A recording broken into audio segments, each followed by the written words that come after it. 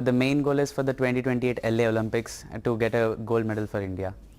I would say I am here today because of this academy itself, because of the facilities they provided and the coach and the support, not only like in the shooting sport, in the lives through the infrastructure, all the advanced technologies required. It's because of this academy is it possible for me today to be here.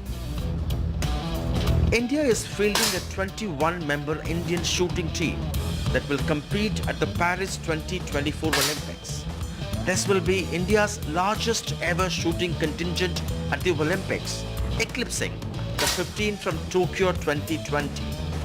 With India achieving quotas across all Olympic shooting disciplines for the first time, the hopes for extending their medal tally and making the Paris Olympics the most successful event in history will be sky high.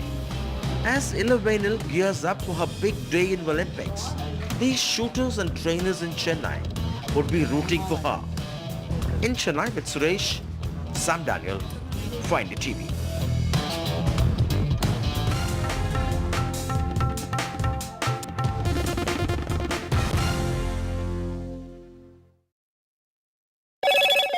Hello, Moto. Motorola, India's best 5G smartphone brand.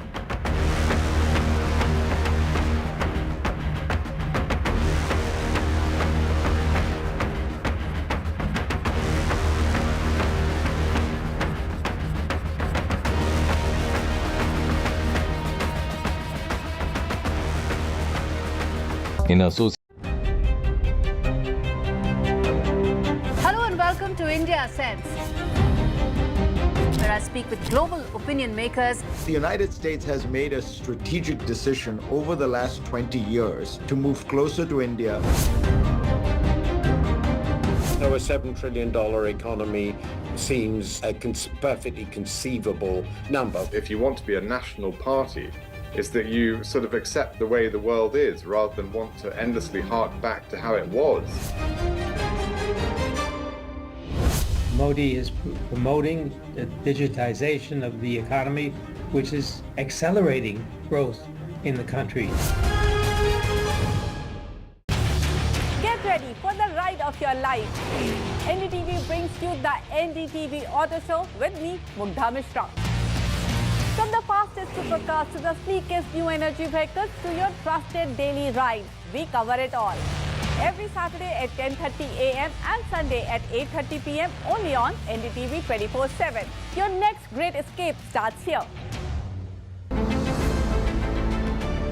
MSMEs are the backbone for the country's economy. They account for 45% of exports. Frequent changes in GST tariffs and norms has proven to become a very tough issue for the small micro units.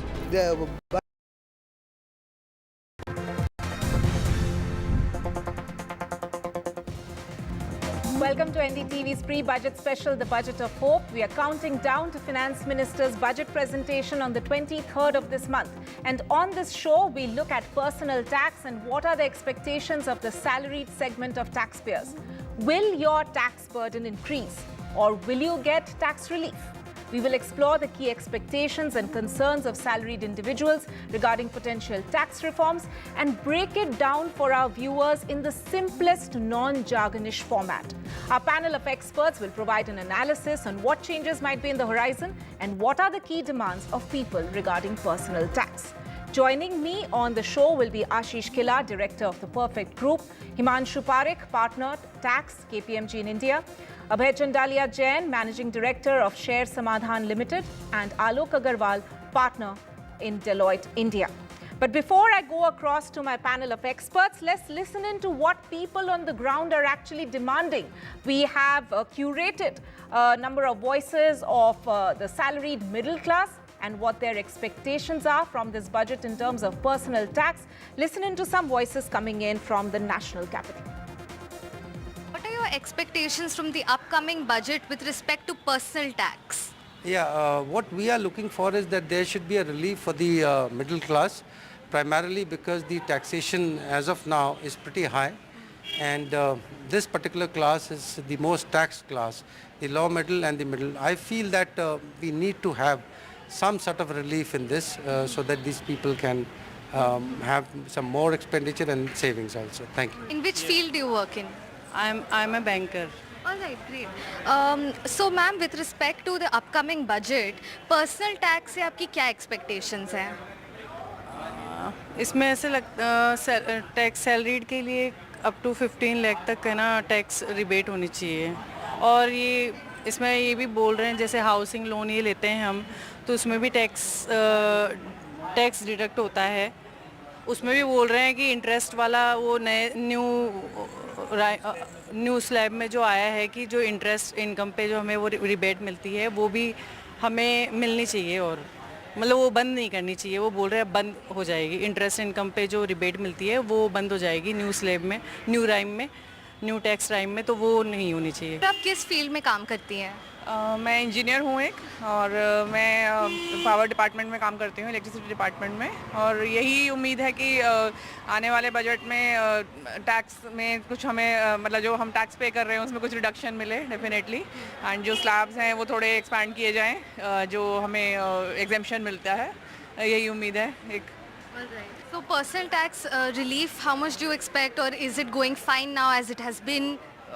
The limit for 2.5 at least it should be increased and people who are in 30% slab or above they will be getting significant increases at least ATC part. Expectations from the upcoming budget as they did not get much tax relief in the interim budget of 2024. Will the finance minister offer income tax relief to the salaried class on July 23rd or will the taxpayers need to adjust their old-time favorite expectations? Questions that will be answered on the union budget on July 23rd. Right, let me go across to my panelists now and I'll introduce them once again. Ashish Killa, Director of the Perfect Group. Himanshu Parekh, Partner Tax KPMG in India. Abhay Chandalia Jain, Managing Director of Share Samadhan Limited. And Alok Agarwal, Partner Deloitte India. Thank you to all of you for joining me on the show. First question to Ashish Killa. Considering this is Modi government facing coalition compulsions for the first time, can we expect any major tax relief in this budget? So I think just to give you a background, I think the government, even the Revenue Secretary has made it very clear that they want to move to a simplified tax regime.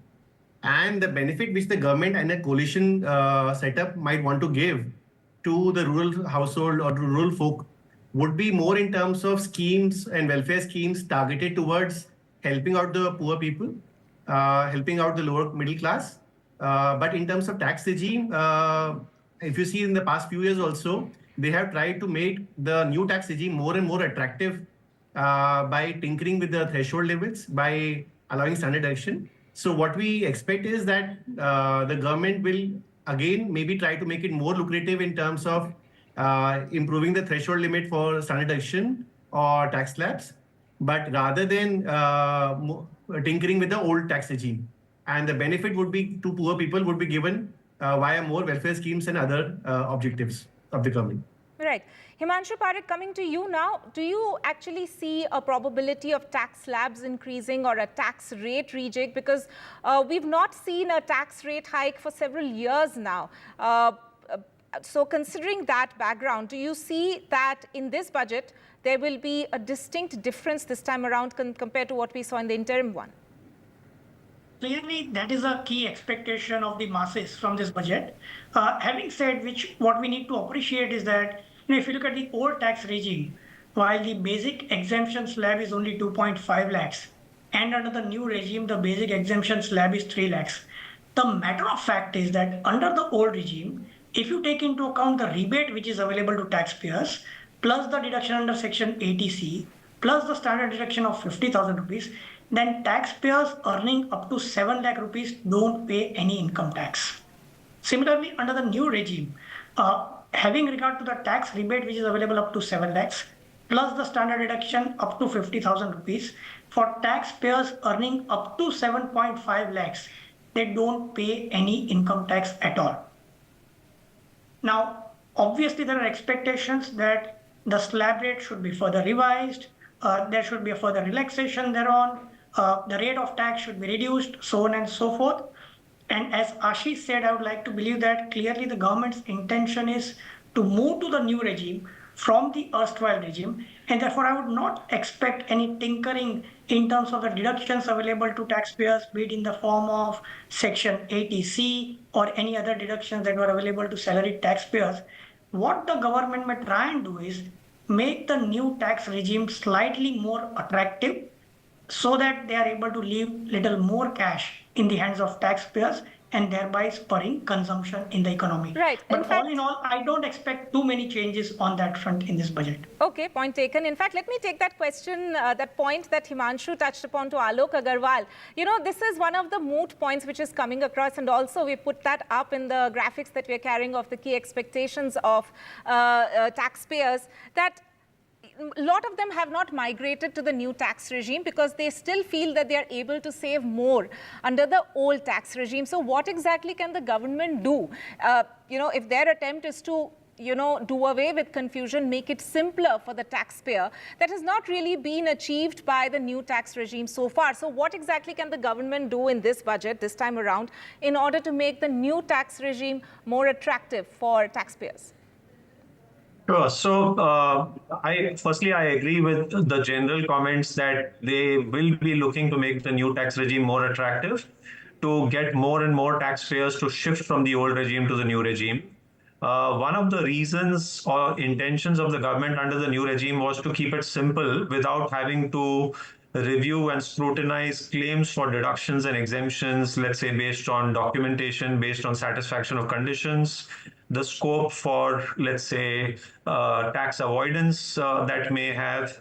So keeping that in mind, it is still possible for the government to sweeten the deal, if I may, under the new regime by introducing some deductions. A simple example could be, let's say, a deduction of 50,000 rupees that is available when an individual contributes to NPS, which is there under the old regime, and that is not under the new regime.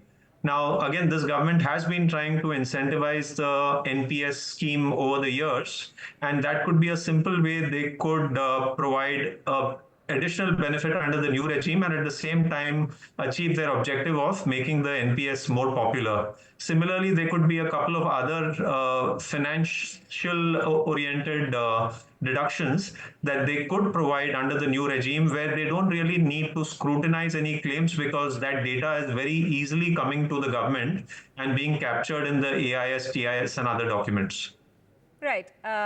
Let me take the next question that I have to Abhay Chandalia Jain, Managing Director of Share Samadhan. There's also, besides all the other expectations that we have talked about, there's also a growing demand of expecting changes in the capital gains tax.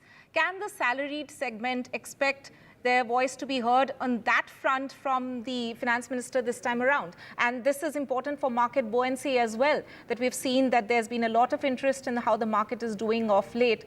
So is that a fair demand from the taxpayer side, which the government may heed this time?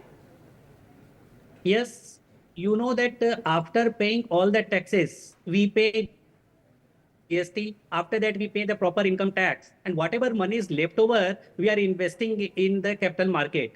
And since the market is growing, everybody is earning. So the tax present structure is, again, I will say it is on a higher side.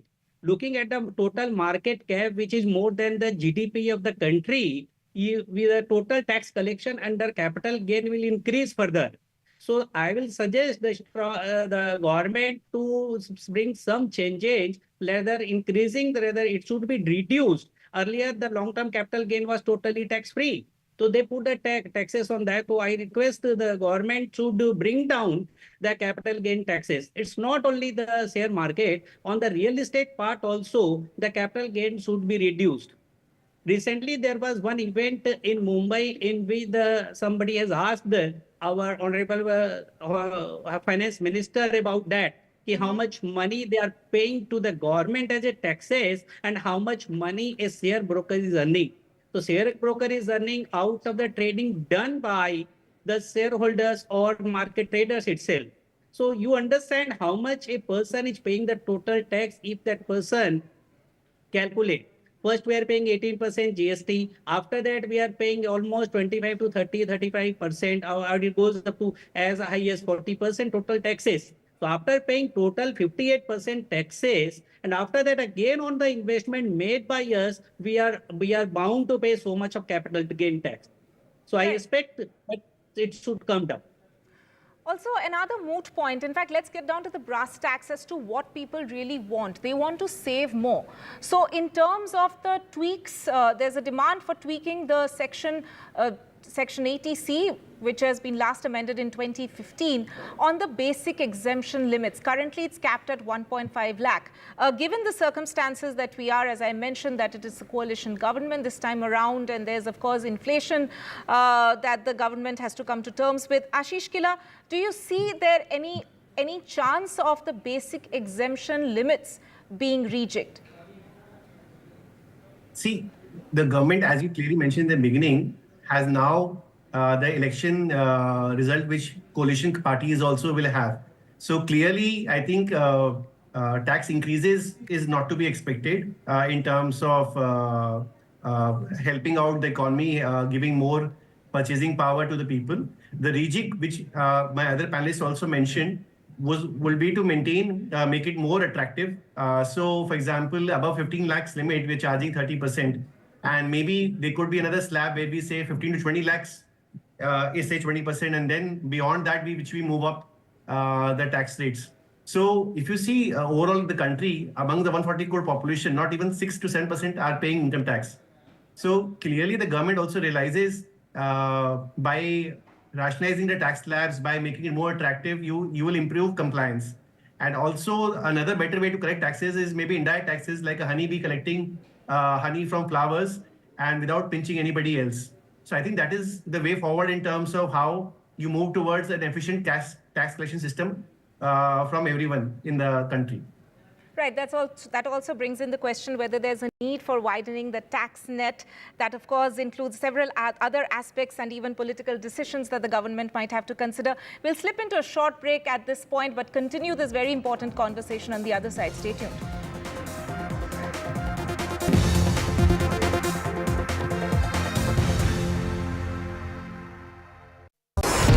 NDTV proudly upholds its legacy of trust and credibility. According to the prestigious Reuters Institute's Digital News Report 2024, NDTV is the top-most news platform in the country. Number one in both online and offline reach in India. Beating all its competition, NDTV stands for trust. Stay informed and entertained with the new and updated NDTV News app. You can watch all our channels live, listen to podcasts, read breaking and exclusive news from around the world and more. Download the NDTV app today and get access to the best journalism and storytelling on your smartphone or tablet. The NDTV app. News that matters to you. After great victory by Indian team, and today we are reporting from Mohali International Airport where we are showing these visuals. Arshdeep हमारे साथ है. बहुत ही performance सही सारे ने दिए बढ़िया results मिले. We are in the city of Kanpur today because they have their champion back home, Kuldeep Yadav. Desperation for each and everyone to go there and win the World Cup, and we did it.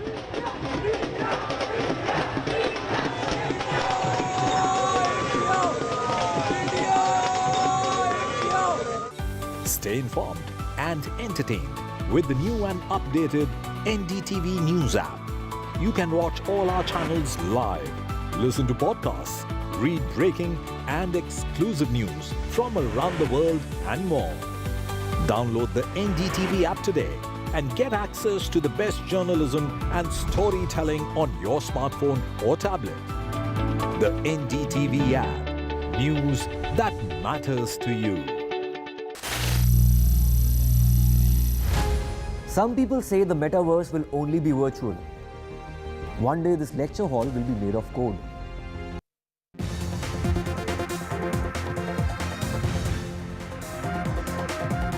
Welcome Welcome back. You're watching NDTV's pre-budget special where we are focusing on personal tax and what are some of the top expectations from people as far as personal tax is concerned. In fact, the shots playing on your screen right now is a meeting which was held just a few days back. Prime Minister Modi chaired this meeting where he met the top economists in order to have consultations as to what are some of the aspects that they can keep in mind ahead of the budget presentation on July 23rd. So those Finance Minister, of course, also part of that meeting along with several senior Finance Ministry officials. Before I continue with my conversation with our top panelists, let's also listen into what Mumbaikars have to say as far as their expectations from the budget is concerned, as far as personal tax is concerned in this budget. What are your expectations from the upcoming budget? Sir, my major expectations for Mumbai as a citizen of Mumbai and Maharashtra in particular are that Mumbai has been paying a lot of taxes to the government, and they should get their fair share back, because Mumbai as a growing city requires lots of facilities like infrastructure, in light of lot of real estate development. Do you agree with that sort of analysis that let's say if not just 10 years but last few years have specifically been slightly tougher for the middle class salaried individual as compared to how was the situation before? Yeah, surely. If you look at this new tax regime that has been brought in by previous year, if you see that all the investments, all the exemption allowances has been wiped off, and it's more of the market-driven budget for the salaried individual rather than a public budget. So if I want to save, I have to save it on my own. And if you see in general Indian perception, if you'll see, the Indian public does not save on their own. They do if there is compliance to save some sort of taxes and all. And if the new regime, if you see, there are no exemption, no allowances as per se, something there. So for sure, this will prove fatal for their future savings and retirements and also. This individual salaried person, अगर आप देखोगे तो India में around 80 lakh software engineers हैं जो कि अच्छे खासे पैकेज पे वर्क करते हैं, तो उनके लिए जब इनकम टैक्स की बात होती है, बजट की बात होती है, तो उनके लिए गवर्नमेंट क्या कर रही है? क्योंकि जो भी आप कहीं भी ले लो, बेंगलोर, मुंबई, गुड़गांव, जहाँ भी जाओगे तो उनको अपनी फैमिली चलानी है, घर भी देखना है, खुद के भी सब काम होते हैं. तो उस लिहाज से देखें तो गवर्नमेंट से हम अपेक्षा करते हैं कि जो 80C में लिमिट गवर्नमेंट ने कर रखी है अभी लास्ट 10 ईयर से, जो है वो 1.5 लाख ही है. सो हम सोचते हैं कि गवर्नमेंट इसको डबल करे या जितना भी करेगी तो उतना थोड़ा बोझ कम होगा. Let me take my next question to Alok Agarwal. Alok, if we talk about HRA and the kind of break that people are expecting as far as HRA is concerned, should the government include tier 2 cities as well in the 50% HRA exemption limits? Because the list of metro cities is still limited to 4, which is quite ridiculous in today's time and age. So is that one of the key demands that you see emerging in all the surveys and studies that you have done ahead of the budget this time? Yes, Tanima, that's right. In fact, it is one of the top requests from, especially from taxpayers in cities like Bengaluru, given that they have still to reconcile with the 40% rate as compared to the 50% rate, which is allowed in the metro cities of Mumbai, Delhi, Chennai, and Kolkata. So from an HRA exemption perspective, they relatively get a smaller exemption. And as you have rightly pointed out, given the growth in cities like Bengaluru, given the cost of living increases, there is a very strong case for aligning that to the 50% rate which is available to the 4 metros. But having said that, we had discussed earlier that this government has not been looking at giving any additional reliefs under the old regime. So that remains the overriding concern, whether if that remains the thinking, then it may not be considered, even though there's a very strong case for that. Right. So the focus might be more on improving on the new tax regime so they can slowly phase out the old tax regime instead of making more changes to the old one. So that is, of course, an aspect that needs to be looked at. But Himanshu Parekh, if we talk about women, you know, we have heard the Prime Minister saying time and again that women, youth are key constituencies for the government. So in terms of tax benefits for women, what can the Finance Minister offer?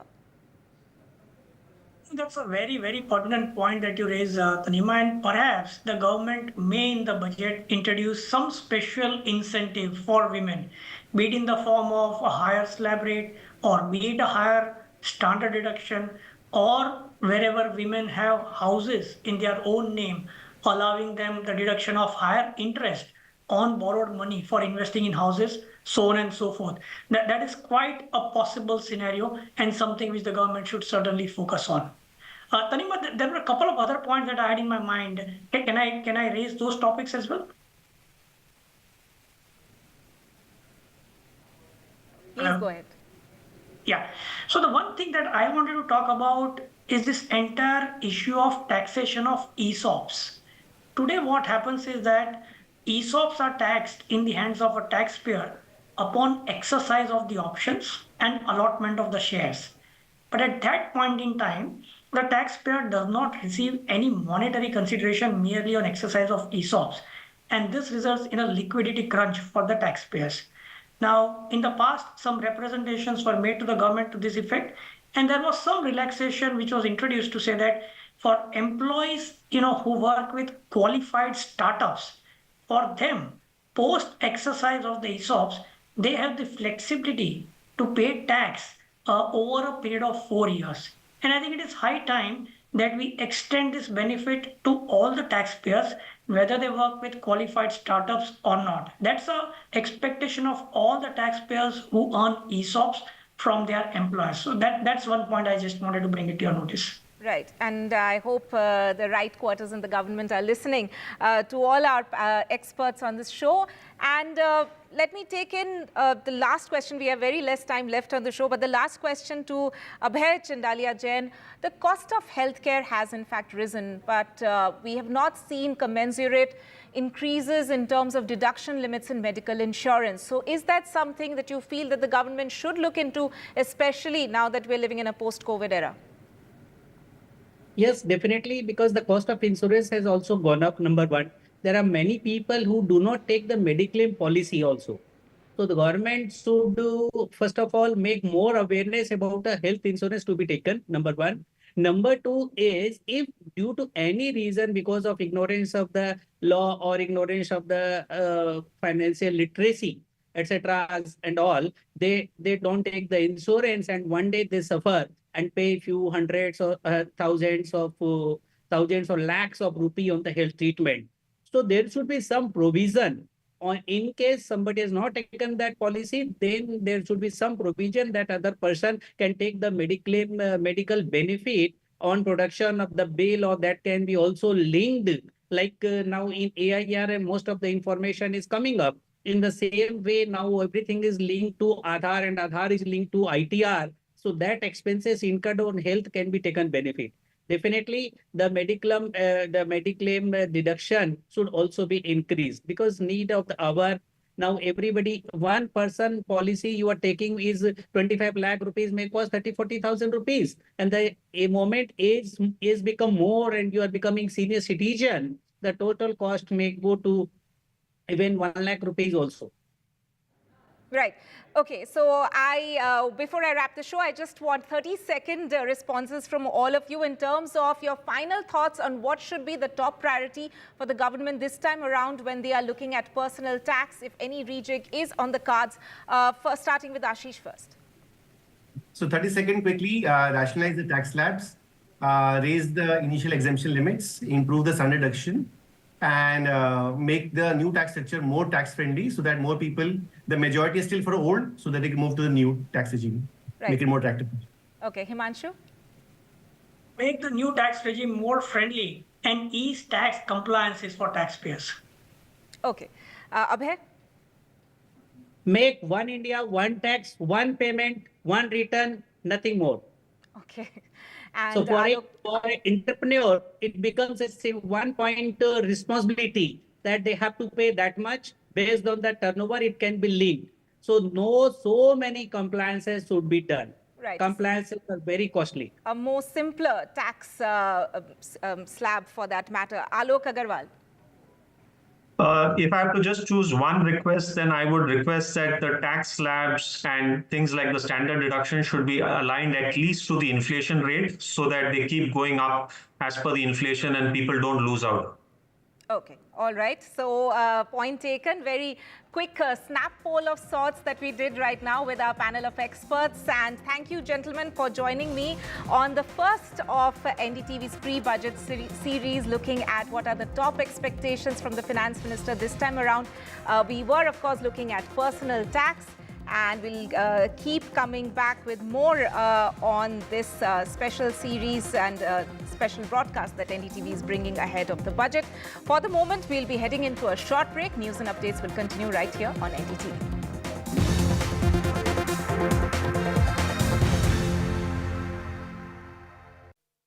In association. Hello and welcome to India Sense, where I speak with global opinion makers. The United States has made a strategic decision over the last 20 years to move closer to India.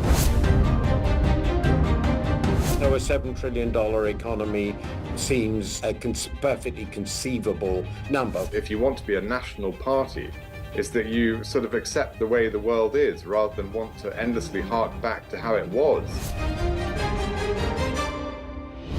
Modi is promoting the digitization of the economy, which is accelerating growth in the country. Get ready for the ride of your life. NDTV brings you the NDTV Auto Show with me, Mugdha Mishra. From the fastest supercars to the sleekest new energy vehicles to your trusted daily ride, we cover it all. Every Saturday at 10:30 a.m. and Sunday at 8:30 p.m. only on NDTV 24/7. Your next great escape starts here. MSMEs are the backbone for the country's economy. They account for 45% of exports. Frequent changes in GST tariffs and norms has proven to become a very tough issue for the small micro units. The budget should be in a growth-oriented budget.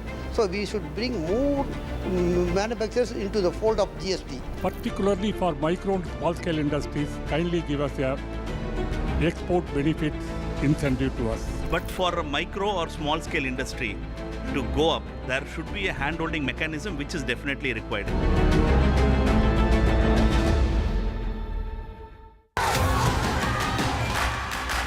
The biggest democratic exercise in the world.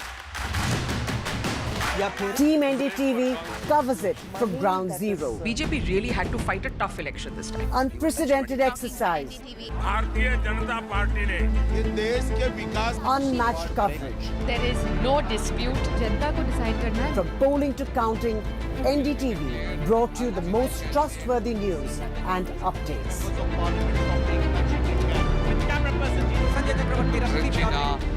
Elections mean NDTV. NDTV proudly upholds its legacy of trust and credibility. According to the prestigious Reuters Institute's Digital News Report 2024, NDTV is the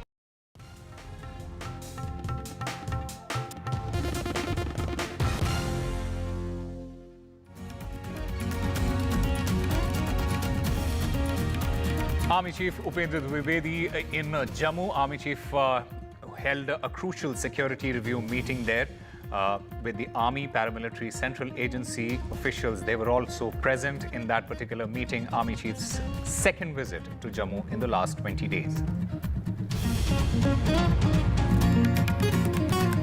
Nationwide curfew declared across Bangladesh. Nearly 800 Indian students have returned via land route. High Commission in touch with 4,000 plus students there in Bangladesh. 105 people have died in clashes over job quota. The National Testing Agency has declared the NEET results. The NTA has published NEET UG marks after Supreme Court's order.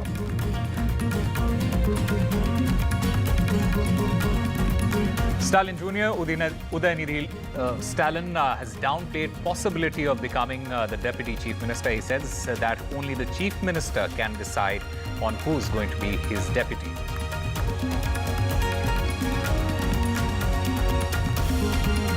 Karnataka proposes entertainment cess, 2% cess on OTT fees and film tickets.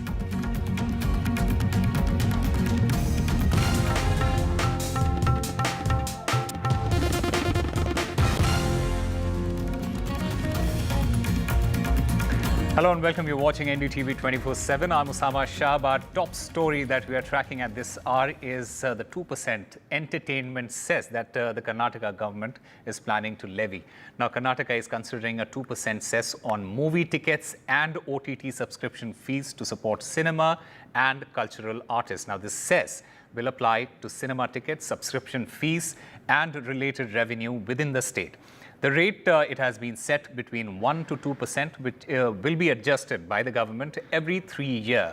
The bill is mainly considering it necessary to constitute a welfare board and establish a fund for financing schemes to provide social security and welfare.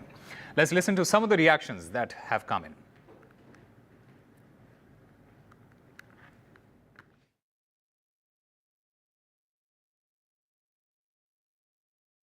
I think it is absolutely okay because whatever we are seeing or facilitating we are getting from the government, it is from our tax only. And though it is a entertainment, so it is not the thing, some essential things that it is being taken from everybody. I am not seeing the movie every day, no. It may be for once in a month or twice in a month. So it is entertainment. It is not some compulsory things. So definitely I will pay. I don't think it's fair. I mean, I think all they're saying is instead of coming to the theaters, by increasing the cess, they're just asking us to sit back and watch the OTT platforms. They're encouraging us more to go towards OTT platforms than inviting people to come and have a social life in the cinema theaters. Still, you going to movies? I think now with this, I'm going to decide on this. Probably I'll pay more for the other OTT platforms and subscribe to new platforms now. That's what it's going to be. Yeah. All right, to talk about this a little more, we are joined at this time by L. Ravichandra. He's a film critic and an advocate. I'm also joined by Kaushik Moitra, a lawyer and somebody who has worked with these OTT platforms. Gentlemen, welcome to NDTV. You've heard the reactions from the public there. My first question to you, Mr. Moitra, is that the price of these tickets are already very expensive when you compare it to places like Tamil Nadu. And multiplex, it ranges from 250 to 1,000, including gold class. Why would the government come up with something like this? And how do you think it will impact the users now? Hi, Osama. Hello, everyone. Well, why is a question that the government should answer. I am not competent to answer that. However, what I can say is that as far as movie tickets are concerned, there are already a 36% tax on that, which is called entertainment tax. It's a little difficult to understand why we need 2% more. While nobody here on this show or anywhere is kind of questioning the intent of the legislation vis-a-vis welfare, but making the ticket or the subscription more expensive has a cascading effect in a way, because if your movie ticket gets more expensive, which means less footfall, and this is an industry which is just coming out of COVID, and I'm talking about theaters. They've just started. 24 has been a good year. You guys have reported also that the first 2 quarters of 24 have been great for Bollywood and for other industries in that sense. Equally, the creative industry as a whole in the OTT, it takes a lot of money to produce what you produce. And after that, if you are unable to recover from the ground, today, the only way to recover is subscription revenue. You are actually driving up the cost of each OTT, which would mean lesser people will subscribe. And in a market where the average revenue per unit is already very low, I'm not sure the OTTs will be able to recover the amount of money that they've spent. That's point number one. Point number two is the fact that when it comes to consumers, so we don't only talk about consumers, but we should also talk about everybody who is working in that industry. And in this way, we have to also define who actually is the creative person that the government is trying to benefit out of this cess. And that those are questions that need to be answered, possibly a little more consultation with stakeholders. And when I mean stakeholders are the OTT players, stakeholders are the producers, the movie theater owners, and the customers, as well as the artists. I think there is enough and more precedent in India where the ministry, our nodal ministry, which is the Ministry of Information and Broadcasting, has done everything policy via consultation. So possibly there should be some consultation before coming up with a legislation of this kind, which has great intent, but how to kind of implement it is something we need to think and ponder about. And lastly, I think as far as welfare is concerned, there has to be a certain amount of equity in any decision that anyone takes, and we have to clearly chart out what that welfare is going to be. Are we opening hospitals? Are we giving them accident relief? Are we giving them medical insurance? What is it that we are planning to do? Otherwise, it might just end up becoming one more layer of bureaucracy. I'll stop there. Right. No, you rightly mentioned about the stakeholders there and how it is impacting various stakeholders here, especially the theatres. I want to ask Mr. Ravichandar, these movie lovers, they'll ask why the OTTs and how will they find entertainment and at what cost now? Two things, Osama. First, hello to you and Kaushik and the viewers, of course. Let's understand that, as Kaushik rightly said, the power of the government to levy this tax is beyond question, right? Both under the Cinematograph Act and under the various enactments that govern cinema, the power is given. Now, just before you got onto this item on your show, there were talks about what's happening in Delhi, what's happening in Haryana. Today, we have this larger debate on how much do governments spend on these kind of freebies that have to go to the public. Where does the government get this money from? Either it's an unabashed inflationary market, or the government hides them through various sources to ensure that it gets some kind of money to make good its budgetary allocations for various programs. Now, should there be a connect between the welfare cess that it collects qua cinema? Debatable. I would say that a welfare cess on cinema need not, by law, be spent only on the cinema viewer. 1. 2. Why is there a cess on OTT platforms?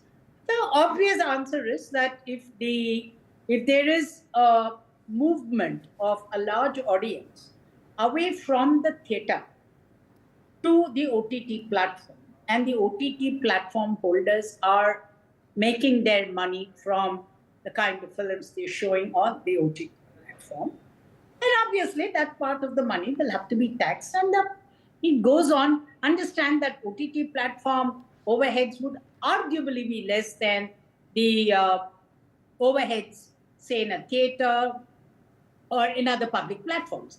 Therefore, probably the government is looking at, this is just, work in progress as of today. Well, like you said, OTT platforms today are no longer for the semi-luxurious. It is cut across. It's going to everybody. So you are touching every pocket that can afford it.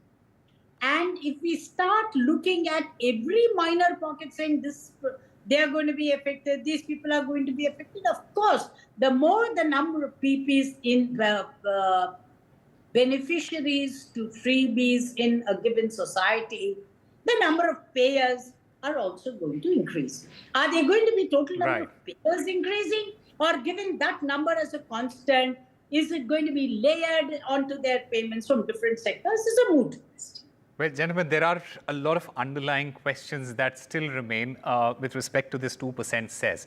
I'm very thankful to both of you for joining us and giving us your opinion. There are obviously talks about the fact that the number of employment figures is very unclear at this point of time. The method by which the cess will be applied to these OTT subscriptions is also not entirely clear. So we'll find those answers in a few days, hopefully, and we'll try and get you more on this as it develops.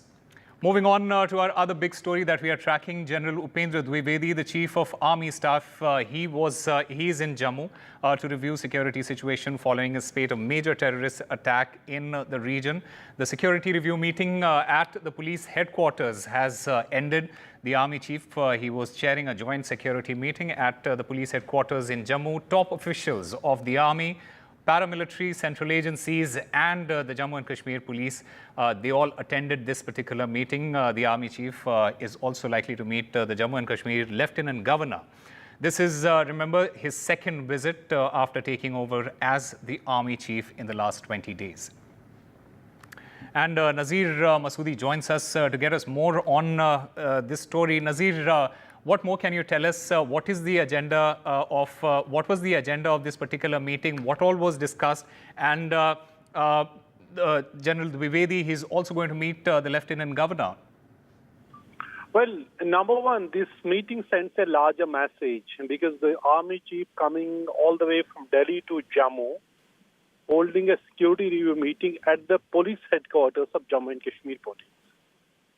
And wherein all the security agencies, central forces, they all joined this meeting, top officials, to review the security situation, to see what would be the best possible response given the fact this challenge of militancy which has emerged in Jammu region, which has infested 8 districts out of 10 districts in Jammu region.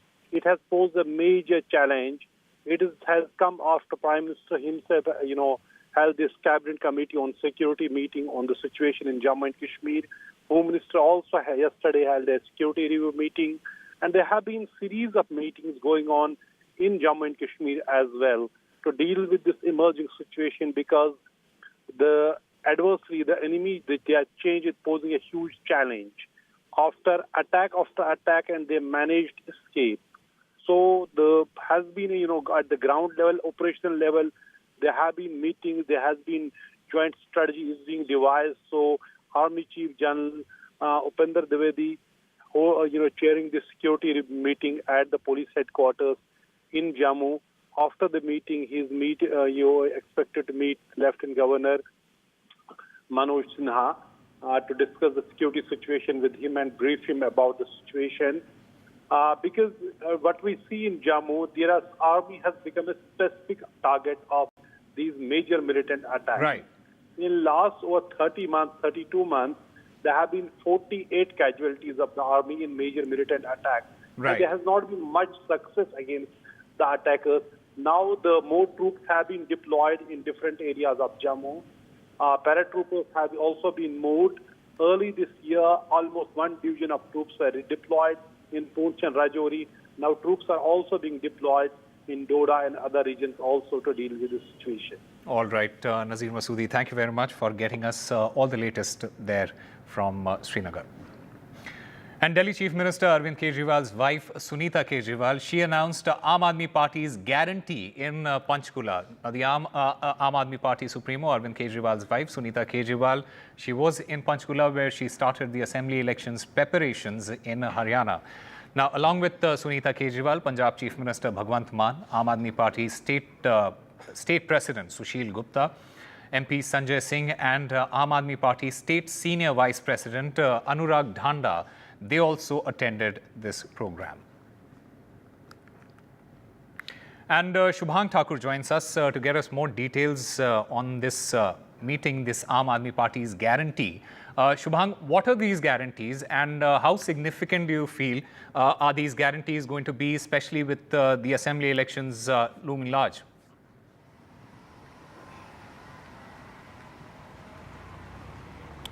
बिल्कुल उसामा, देखिए जिस तरीके से आज पंजाब हरियाणा में पंचकुला में यहाँ पर इसका खास आयोजन किया गया था, इस वक्त मैं उसी ऑडिटोरियम के बाहर मौजूद हूँ जहाँ पर आज ये 5 गारंटीज बताई गई है। यहाँ पर पंजाब के मुख्यमंत्री भगवंत मान मौजूद थे, दिल्ली के मुख्यमंत्री अरविंद केजरीवाल की धर्मपत्नी सुनीता केजरीवाल यहाँ पर मौजूद थी और साथ ही राज्यसभा सांसद आम आदमी पार्टी के संजय सिंह और संदीप पाठक भी यहाँ पर उस समय मौजूद थे। देखिए, जो 5 गारंटीज़ की यहाँ पर बात की गई है वो कोई पुरानी नहीं है आम आदमी पार्टी के लिए, क्योंकि वो दिल्ली मॉडल और पंजाब मॉडल को देखते हुए ही यहाँ पर बताई गई है। पहली जो गारंटी यहाँ पर बताई गई है वो ये है कि जो घरेलू बिजली है उसे फ़िलहाल यहाँ पर फ्री किया जाएगा और 24 घंटे बिजली का वादा भी यहाँ पर आम आदमी पार्टी ने किया है और उन्होंने कहा है कि बिजली के में कोई भी कट नहीं लगेंगे। वहीं दूसरी तरफ उन्होंने मोहल्ला क्लिनिक और साथ ही यहाँ के सरकारी अस्पतालों को अच्छा और बेहतर बनाने की बात सामने कही है। तीसरी गारंटी वही शिक्षा को लेकर के कि फ्री शिक्षा प्रोवाइड की जाएगी और साथ ही साथ जो सरकारी स्कूल है उन्हें भी और बेहतर यहाँ पर बनाया जाएगा। साथ ही जो चौथी गारंटी थी वो ये थी कि हर महीने महिलाओं को 1000 रुपये उनके अकाउंट में मिलेंगे। उन्होंने ये भी कहा कि दिल्ली और पंजाब में भी जल्द ही इस गारंटी को लागू किया जाएगा। और 5वीं गारंटी जो यहाँ पर थी वो ये थी कि सभी युवाओं को नौकरी दी जाएगी। इन तमाम 5 गारंटीज को लेकर के आम आदमी पार्टी के जो तमाम कार्यकर्ता यहाँ पर मौजूद थे उनका ये कहना है कि ये जो 5 गारंटीज़ है ये काफ़ी महत्वपूर्ण है, ख़ास तौर पर हरियाणा में, क्योंकि उन्होंने ये भी आरोप लगाया कि बीजेपी ने पिछले 10 साल में यहाँ पर कोई काम नहीं किया है, चाहे वो बिजली को लेकर के हो, चाहे वो शिक्षा को लेकर के हो। तो ये तमाम जो गारंटीज़ है ये एक important role यहाँ पर जरूर play करेगी। Well, absolutely. Will this guarantee play in favor of the Aam Aadmi Party? We'll have to wait and watch. Shubhang Thakur, thank you very much for getting us all the latest from there. And there is a buzz over new Deputy Chief Minister of Tamil Nadu. According to sources, Stalin Jr., Mr. Udayanidhi Stalin, he is set to be made the Deputy Chief Minister. Now, Udayanidhi Stalin, he in fact has responded to the possible elevation and said that only the Chief Minister can decide on who will be his deputy. இந்த ஆண்டு பல குளறுபடிகள் இருக்கிறதான வழக்கு நடந்துகிட்டு இருக்கு. ஆனா அதுல தமிழ்நாடு அரசோட பங்கீடு இல்லையா சார்? தமிழ்நாடு அரசு தொடர்ந்து எதிர்த்து தான் இருக்கு. நம்ம சட்ட மசோதா நிறைவேற்றி ஆளுநருக்கு அமைச்சிருக்கிறோம். இந்த ஆண்டு பல குளறுபடிகள் இருக்கிறதான வழக்கு நடந்துகிட்டு இருக்கு. ஆனா அதுல தமிழ்நாடு அரசோட பங்கீடு இல்லையா சார்? தமிழ்நாடு அரசு தொடர்ந்து எதிர்த்து தான் இருக்கு. நம்ம சட்ட மசோதா நிறைவேற்றி ஆளுநருக்கு அமைச்சிருக்கிறோம். இந்த ஆண்டு பல குளறுபடிகள் இருக்கிறதான வழக்கு நடந்துகிட்டு இருக்கு. ஆனா அதுல தமிழ்நாடு அரசோட பங்கீடு இல்லையா சார்? தமிழ்நாடு அரசு தொடர்ந்து எதிர்த்து தான் இருக்கு. நம்ம சட்ட மசோதா நிறைவேற்றி ஆளுநருக்கு அமைச்சிருக்கிறோம். And Sam Daniel joins us on the phone line. Sam, these are interesting developments, and although Stalin Jr. has downplayed this, but what are the realistic chances of him becoming the deputy to the chief minister? Well, there is a strong buzz that the party, Osama, is mulling elevating Udayanidhi Stalin, who's now the sports minister, and making him the deputy chief minister. That's the talk that's going on. That's because the party has just now recently registered a huge victory, winning all the 39 seats in Tamil Nadu, the Lok Sabha elections. It also won the by-election after that. And Udayanidhi has been campaigning actively since the 2019 polls, in which the party had won 38 to 39 seats. Later, the assembly elections to which the party had captured power. For quite some time, the ruling DMK has been building a narrative around Udayanidhi Stalin, acknowledging his contribution to the party's series of victories. And this, the party looks as the right moment to elevate him.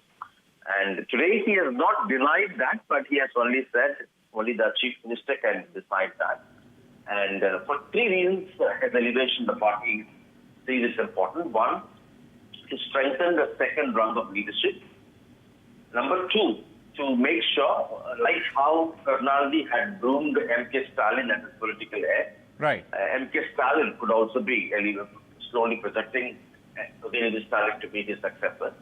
Thirdly, actor Vijay is also set to enter politics ahead of the 2026 assembly election and the party is in desperate need to project a young face to counter him. It's in this context it becomes important. Lastly, it will also open criticism that the party is promoting family politics, dynastic politics, but the ruling DMK says Udayanithi has been democratically elected, and there is no question of dynastic politics today.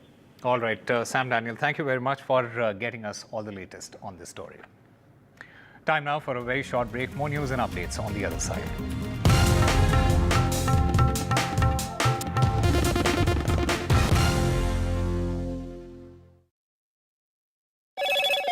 Hello, Moto. Motorola, India's best 5G smartphone brand.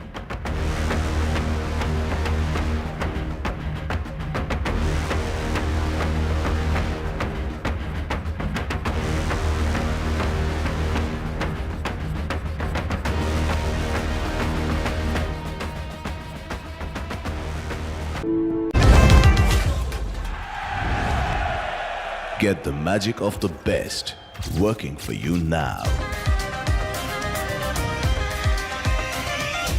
Link your payment cards once, collect rewards forever.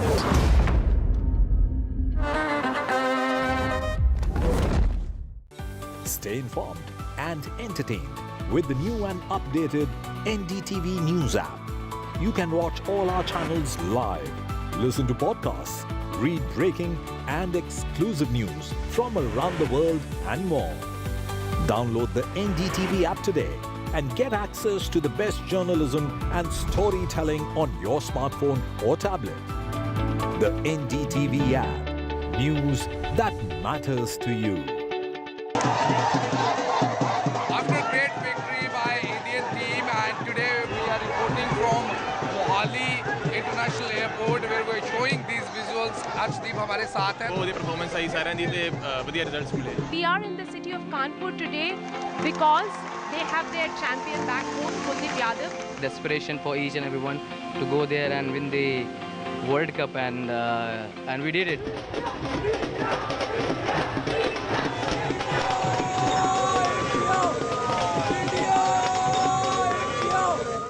Stay informed and entertained with the new and updated NDTV News app. You can watch all our channels live, listen to podcasts, read breaking and exclusive news from around the world and more. Download the NDTV app today and get access to the best journalism and story.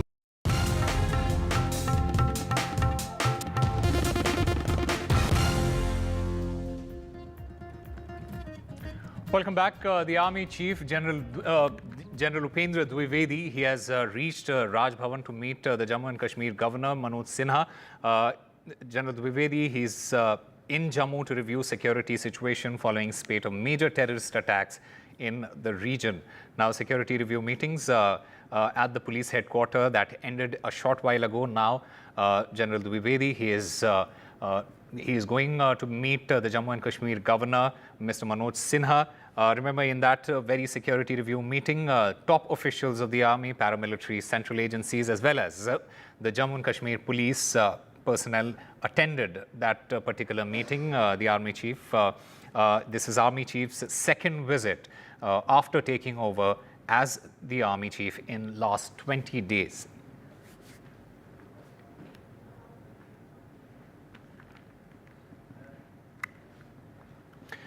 And Prime Minister Sheikh Hasina's government has announced a nationwide curfew across Bangladesh and ordered the deployment of military forces to maintain law and order. The government has deployed police and paramilitary forces across the capital to lock down campuses and break up protests.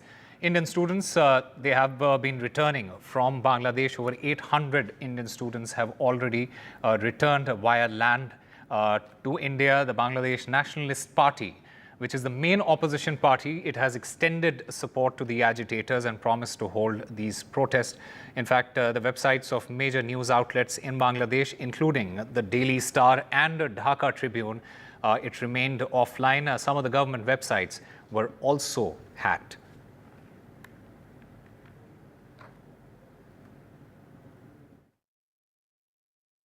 देखिए, बड़ा चिंताजनक विषय है।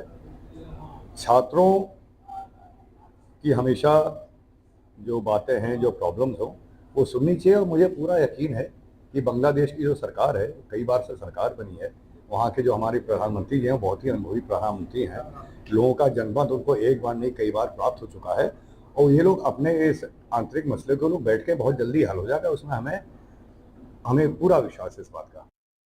जहाँ पे main university में जहाँ पे क्लासेस हो रहा है, प्रोटेस्ट हो रहा है, वहाँ पे सिचुएशन अच्छा नहीं है।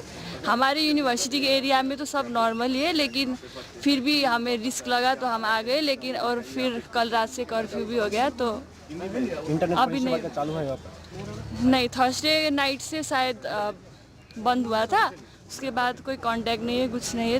रास्ते में कोई लोकल्स ने ऐसे रास्ता रोक के रखे थे, उन लोगों ने कुछ टाका मांगा जाने के लिए, तो थोड़ा बहुत पैसे उन लोगों को दे के फिर हम लोग आ गए। So let me put it in perspective. This is not the first time that the students have protested or are protesting. In 2018, when I was there were some fairly serious student protests. Much of it was on the issue of access to government jobs. There was a sense that, 50 years after independence, there was still a quota system that favored those who are descendants of freedom fighters at that time in 1971. And I think many students feel that there should be, a level playing field, and those quotas after 50 years need to be abolished. And from what I can see, the government has agreed. The government has, agreed to the student, concerns, and they had decided to abolish quotas. But the courts, the Supreme Court had, put a stay on that, and as a result of which, I think these protests have restarted. Now, the latest, of course, is that Prime Minister Sheikh Hasina herself has come out on television, addressed the public, and said that, look, we are very sympathetic. We are with you in the need to do away with these quotas, but the issue is sub judice, and we need the courts to pronounce on this. I also heard that, the courts were going to take a view on this on Sunday, that's tomorrow, and that the government had offered a dialogue to the students and, those who had genuine concerns. All right, time for a very short break. More news and updates on the other side.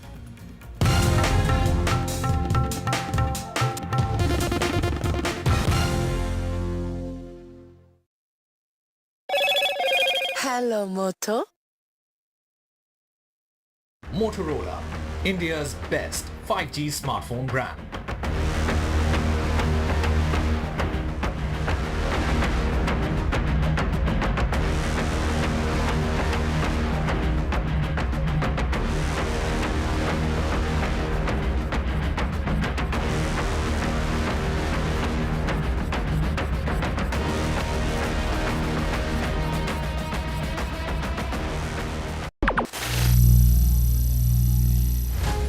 Some people say the metaverse will only be virtual. One day this lecture hall will be made of code, and driverless cars would be trapped in intersections. But even in this maze of the future, you can't wish away health. It's time to become more resilient.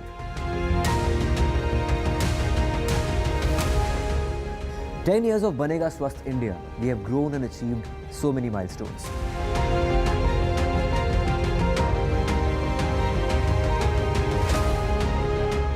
And now I have a plan to beat the urgency, to stop breathing with difficulty, to relieve getting choked with inactivity."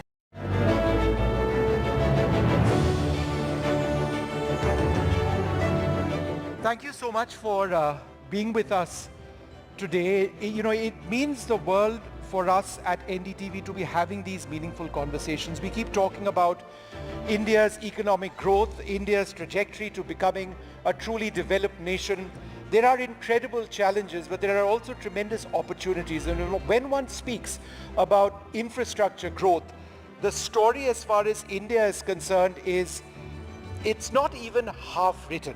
There is so much more that we can expect, and we've got wonderful guests today. I'll just introduce them. Ashwini Gupta is CEO of Adani Ports and Special Economic Zone Limited. Thank you very much, sir, for being with us. Anup Sahai is Head of Corporate Strategy and Special Initiatives at Larsen and Toubro. Malanna Sasalu is CEO of Provident Housing Limited. And Rumjum Chatterjee is co-founder and managing trustee of the Infravision Foundation. Thank you all very much for being with us Mr. Gupta, let me come to you first. Inasmuch as we will be talking about the India story and infrastructure, it fascinates me that the Adani Group looks so much at the entire Asia-Pacific region, one among many regions, when it comes to ports, and that's something that you deal with personally. Even if you go beyond our region to Haifa, then in our region to Tanzania, if you look at Sri Lanka, quite besides ports in our own country, it fulfills a larger geostrategic goal that is linked to the India growth story. How? First of all, thank you for the invitation to be part of this distinguished panel. I'm just thrilled to join this conversation. Let me start with the India growth story in a sustainable planet. We believe in the $10 trillion economy. Where it will come from, the trade is at the core of it. What about trade? When we talk about focus on infrastructure, on energy, on industrialization, all talks about trade. Now, if you look at our figures, 95% of the trade last year was done by maritime, which is 68% of the value of all India. Then this is very clear that more and more efficient and effective trade, not only in India, but globally, is going to contribute to this 10 trillion economy. Now, when we look back a couple of thousand years before, what were the traditional and historical trade routes? They were all about India, East Africa, North Africa, Middle East, and Southeast Asia.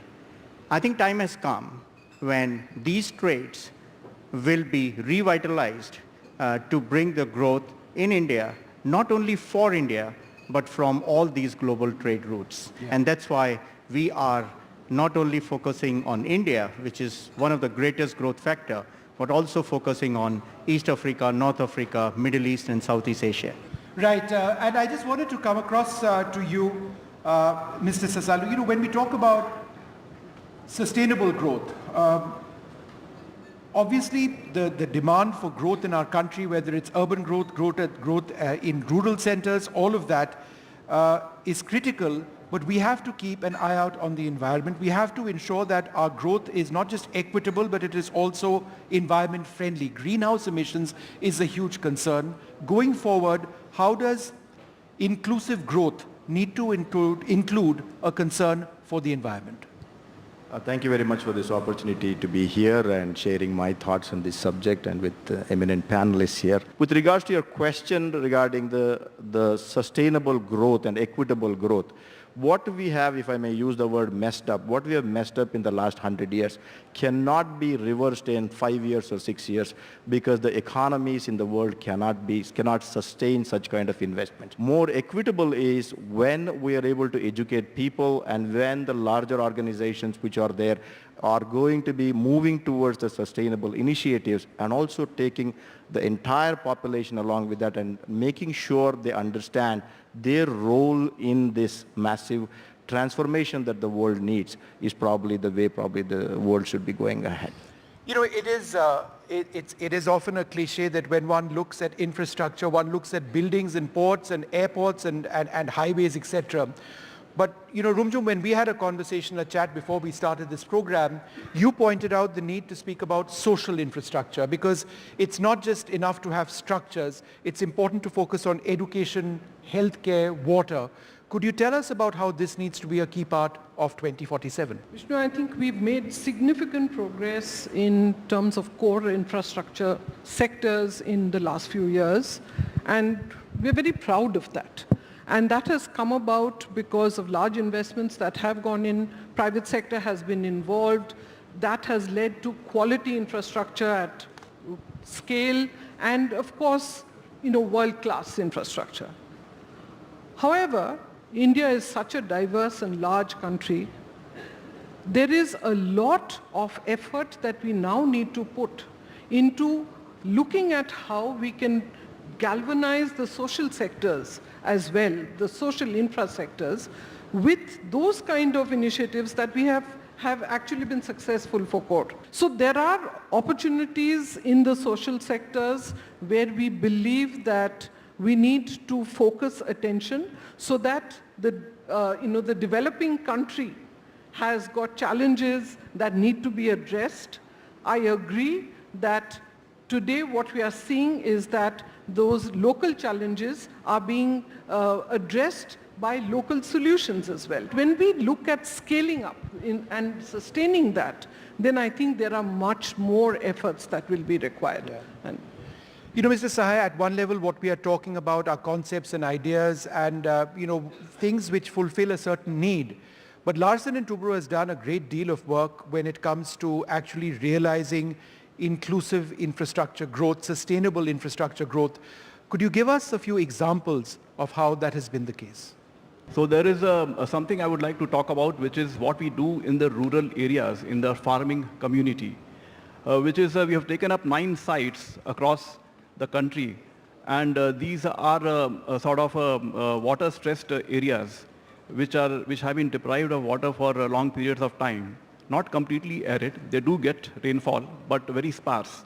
So we have identified these rural areas, each of them around, say, 3,500 to 4,000 hectares. And we have worked with the local communities over there.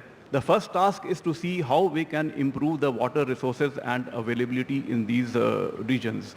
And a number of measures are taken out with the involvement of the local people, the farmers over there, setting up councils and communities amongst them so that they can carry on the work after we have left. So things like farm bunding, trench cutting at higher levels in the watershed areas, which has an effect 2 to 3 kilometers downstream of that place in terms of raising the water level in the wells and the ponds.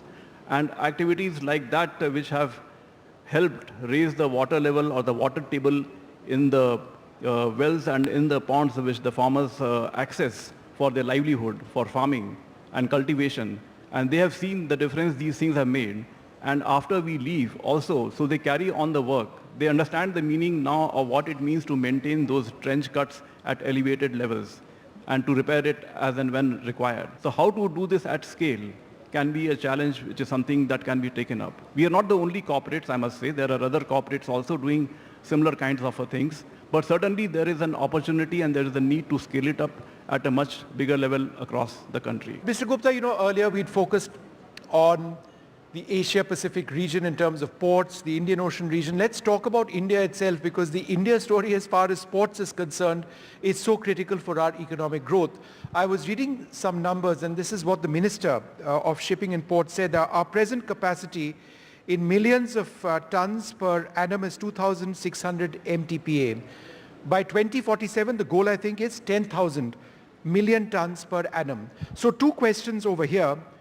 What is the climate strategy as India expands port capacity? And secondly, what are the economic implications of reaching that 10,000 MPTA mark?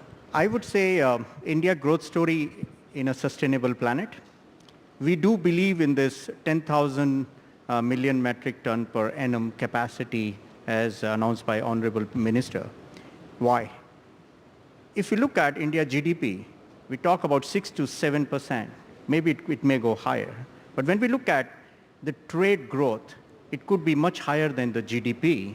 And if we do my mathematics, it comes to be 9 to 10% to reach that 10,000 million metric ton by 2047. So if we focus on GDP growth, if we focus on trade growth, that is going to happen, which is 10,000 million metric ton. And in line with that, we ourselves also preparing the capacities. For example, in next 5 years, we will double our sales to 1 billion. Now, what is also very important that we do the growth in a sustainable way. Sustainable way means what? And I think I fully appreciate what you said. Sometimes we overuse the sustainability word. In my language, sustainability is something that you should hand over this planet to your grandchildren as your grandfather did to your father. That's what is the definition of sustainability, despite of exponential growth, despite of capacity creation and so on. So what is most important in this sector is the end-to-end renewable energy. And as I'm speaking, 13% of our ports are driven by the renewable energy, and we are putting up the world's largest renewable energy park 30 gigawatt in Kawra. Now, the second thing which comes is again about planet, is about how green our planet is. Again, we are aligning ourselves with the Indian government's ambition of net zero by 2070. We as Adani Ports have set our target to be net zero by 2040. Renewable energy, in case of planet, 48 million trees by 2030. But more important, the species which is mangrove, you would have seen, when you are on the plane and you're looking at the beaches or the coastal line. In Asia, we are the pioneers in doing the mangrove development, and in India, we are the biggest. So which means air, water, land, everywhere, if we have to create the activities which are going to protect the species and which are going to make a planet greener and cleaner so that we hand over the planet to our grandchildren with the growth which we are targeting, which is 10 trillion economy.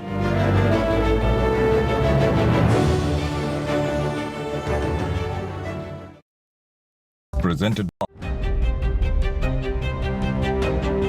Hello and welcome to India Sense, where I speak with global opinion makers. The United States has made a strategic decision over the last 20 years to move closer to India.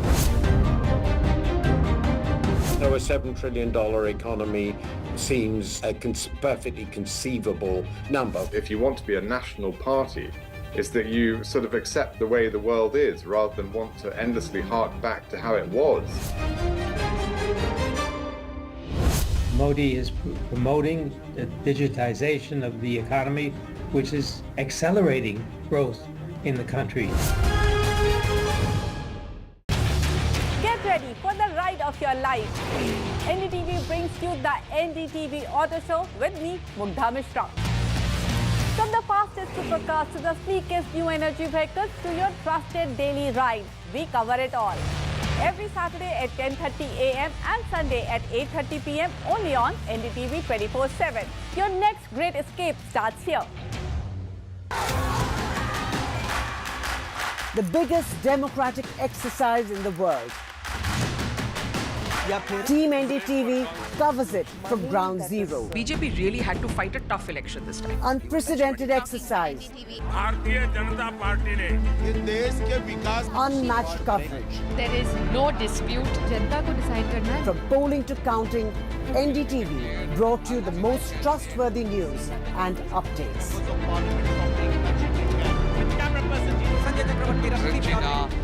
Elections mean NDTV. NDTV proudly upholds its legacy of trust and credibility. According to the prestigious Reuters Institute's Digital News Report 2024, NDTV is the top-most news platform in the country. Number one in both online and offline reach in India.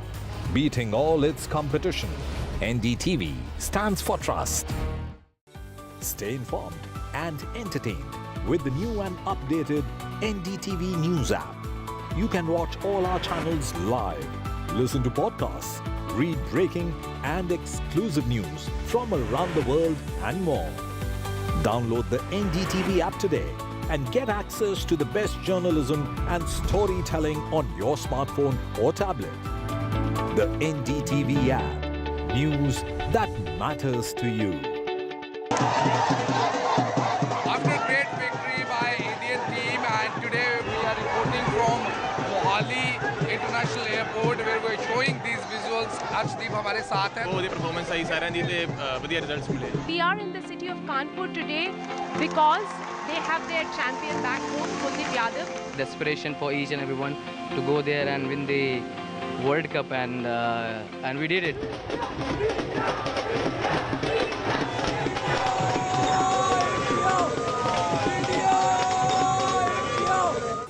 Stay informed and entertained with the new and updated NDTV News app.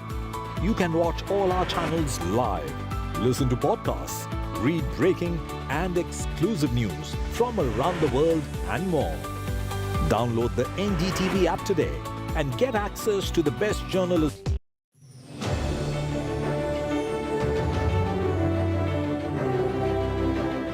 know, Mr. Sasalu, when one speaks about real estate development in the country, the first thing that comes to my mind are urban spaces where builders come in, destroy old buildings, create these concrete structures, and there is no concept or thinking about how that needs to be sustainable or environmentally friendly. Now that's obviously something that cannot be the way forward. It's not an option, it's just something that has to be done. How? Basically, let's understand this, that 7% of the total GDP comes from only residential development in this country, right? So, which means that it's around roughly $500 billion of GDP comes from the housing, which it employs one of the largest employment creator is the housing industry in this country. The real estate development is probably one of the most important aspect of the society creation. Everybody needs a house. 2014, Honorable Prime Minister actually came up with the first housing policy, Housing for All, the sustainability initiative with regards to housing. That housing for all and the Pradhan Mantri Awas Yojana was brought in, and several private people also participated in it, and also there is a government initiative which put so many people, homeless people, into homes across the country.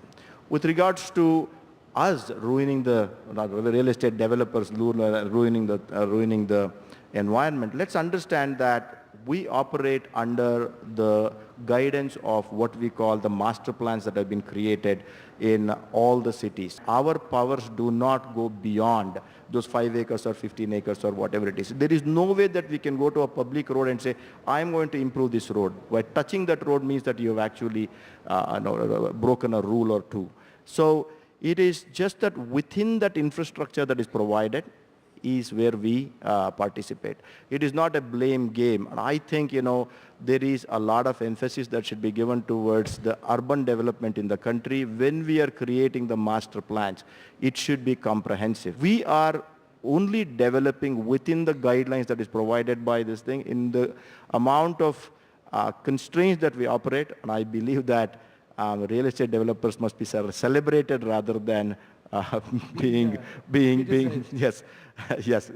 criticized is what I think.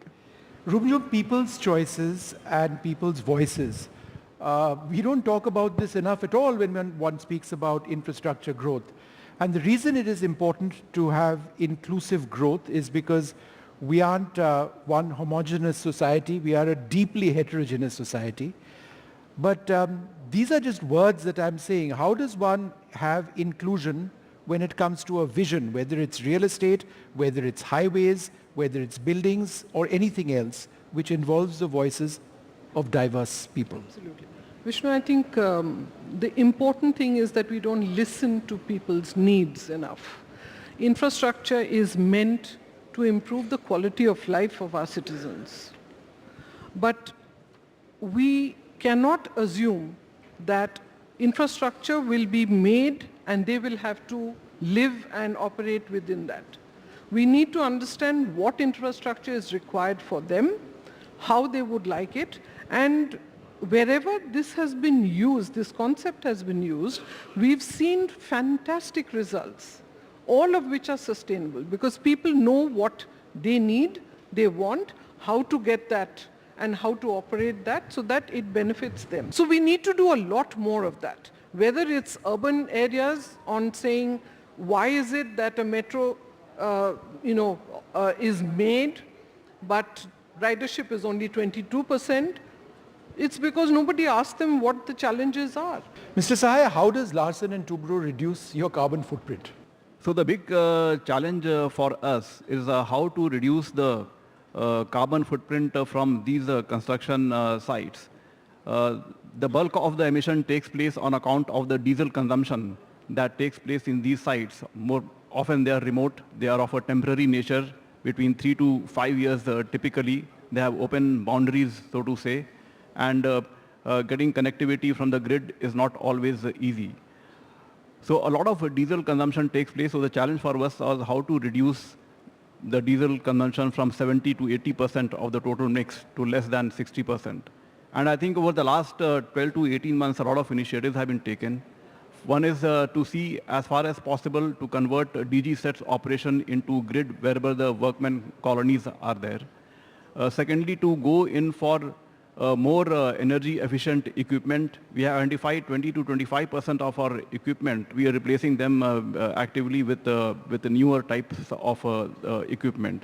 Then next is we have put IoTs and sensors on 14,000 pieces of equipment. They are tracked centrally in a command center, and they are tracked for both productivity and whether they are in operation or not, and whether what is the kind of fuel consumption taking place. So through optimization of such equipment across sites, improving their productivity, we have been able to reduce the diesel consumption per piece of equipment. And something simple as just setting targets for the various project teams at each site, that despite the increase in the activity, as a company we are growing, we are getting more orders, but we are saying that no, your diesel consumption has to come down. You will grow, but your diesel consumption has to come down. And that itself has had an effect. Our revenues and activities have grown by 15% in the last year, but diesel consumption has dropped by around 7%. So we see that as a significant effect of all these measures. One final question, Mr. Gupta, to you. This is something that fascinates me. You've seen ports evolve in India, not just the Adani ports, but ports across the country over a period of time. How has technology had, or how is technology having a direct impact on logistics? And when one talks about logistics, there are also constraints, because outside the ports, there is the entire highway network, there is the end user who has to gain from all of this, and there are problems and bottlenecks at every stage. So again, two parts. Is there a limit to logistics when we use that word in terms of your business? And how does technology work with logistics? Now, when I look at all the touch point of the logistics, we talk about vessels, we talk about ports, we talk about warehouses, we talk about yards, we talk about railways, we talk about trucks. Every part is the integral thing of the logistics. Today, when I compare, and this is what the target which India should take and India has taken, to reduce the logistics cost by 5 points. We are 5 points uncompetitive as compared to other best-in-class logistics cost in the world.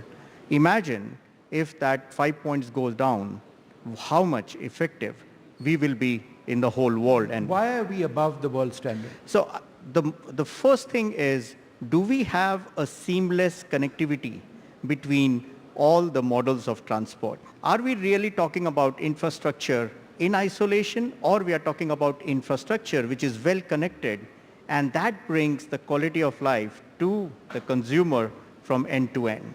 So I think the challenge, so let me put it, the opportunity which we have is, thanks to all the policies and the focus of the government on the logistics, is bringing a lot of good things, whether we talk about dedicated freight corridors, whether we talk about multimodal logistic parks, whether we talk about the railway feeders, we talk about warehousing. I mean, everywhere we talk about, there's a special focus on logistics, because we all have realized if we really want to be competitive in the world, we need to work on our logistics cost. When I talk about, if we have to connect the dots of each and every infrastructure which is influencing the trade, the technology platform is the only solution. Technology is an enabler to connect everything. And I think the way we are seeing e-commerce today, how many packets we receive at our home every morning, which is totally different than what it was 5 years before.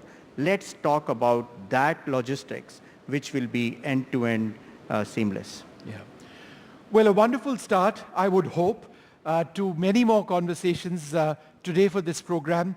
And I think this really sets the table for what we were trying to do, which is to look at infrastructure and infrastructure growth from a holistic standpoint. We've looked at it from the standpoint of diversity, different voices. We've looked at it from the standpoint of technology. We've looked at it from the standpoint of carbon emissions. And we've looked at it from the standpoint of India, the macro geostrategic picture as well.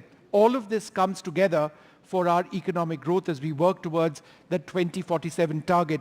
But there is no doubt that there are fundamental challenges which lie ahead. We'll continue having these conversations to identify those and think through solutions. Thank you all very much.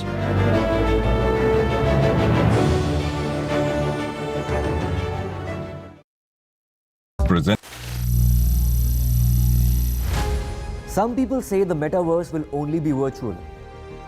One day this lecture hall will be made of code. and driverless cars would be trapped in intersections. But even in this maze of the future, you can't wish away health. It's time to become more resilient.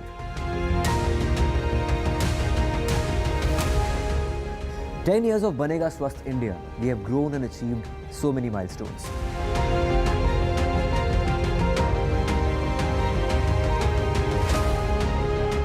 And now I have a plan to beat the urgency, to stop breathing with difficulty, to relieve getting choked with inactivity.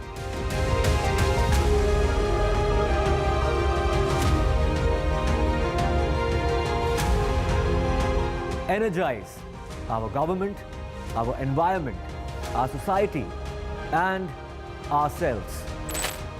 Everyone, everywhere, every day.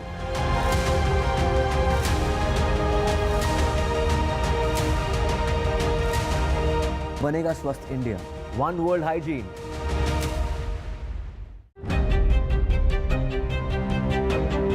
Hello and welcome to India Sense, where I speak with global opinion makers. The United States has made a strategic decision over the last 20 years to move closer to India.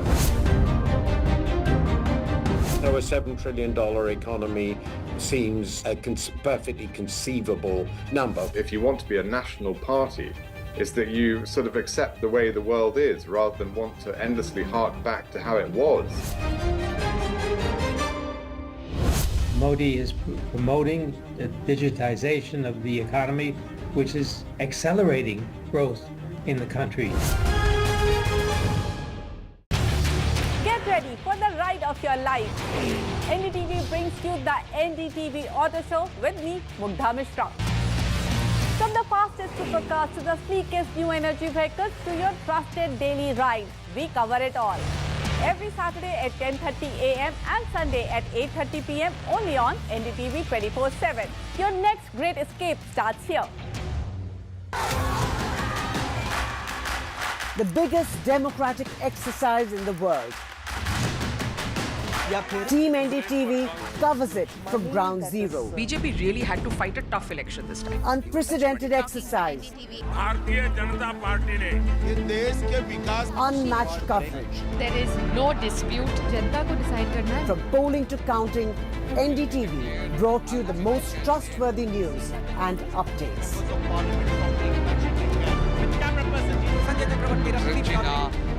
Elections mean NDTV. NDTV proudly upholds its legacy of trust and credibility, according to the prestigious Reuters Institute's Digital News Report 2024. NDTV is the top-most news platform in the country. Number one in both online and offline reach in India. Beating all its competition, NDTV stands for trust. Stay informed and entertained with the new and updated NDTV News app.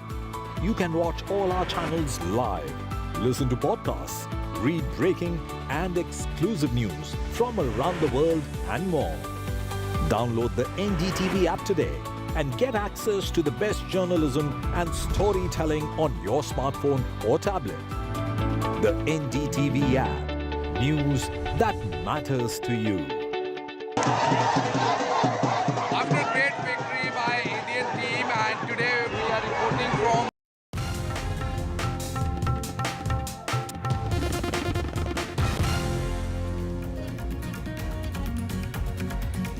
The Aam Aadmi Party promises a Delhi model in poll-bound Haryana. Sunita Kejriwal announces the Aam Aadmi Party's poll guarantees. The party promises free electricity, education and health in the state. The Army Chief visits terror-struck Jammu. Army Chief's crucial security review meet after a series of terror attacks. This as additional troops have been rushed in after the spate of terror attacks. The Karnataka government mulls tax on OTT subscription fees and cinema tickets. The Congress government proposes a 2% entertainment cess. Curfew across Bangladesh amid violent protests. Nearly 800 Indian students leave Bangladesh. India says it's in touch with over 4,000 trapped students. Nearly 105 people dead in unrest over Bangladesh job reservation row.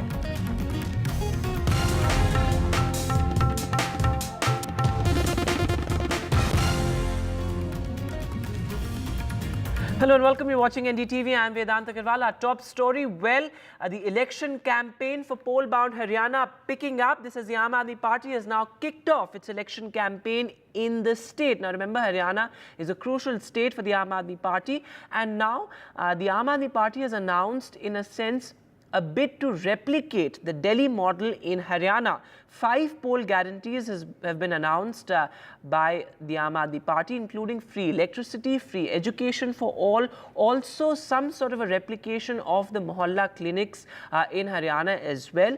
Also, in a bid to woo women voters, a welfare measure has been announced where 1,000 rupees has been announced for all women voters in the state as well. It was Chief Minister's wife, Delhi Chief Minister's wife Sunita Kejriwal, who campaigned in Haryana. Remember, the Aam Aadmi Party performed pretty well in the Haryana Panchayat polls as well.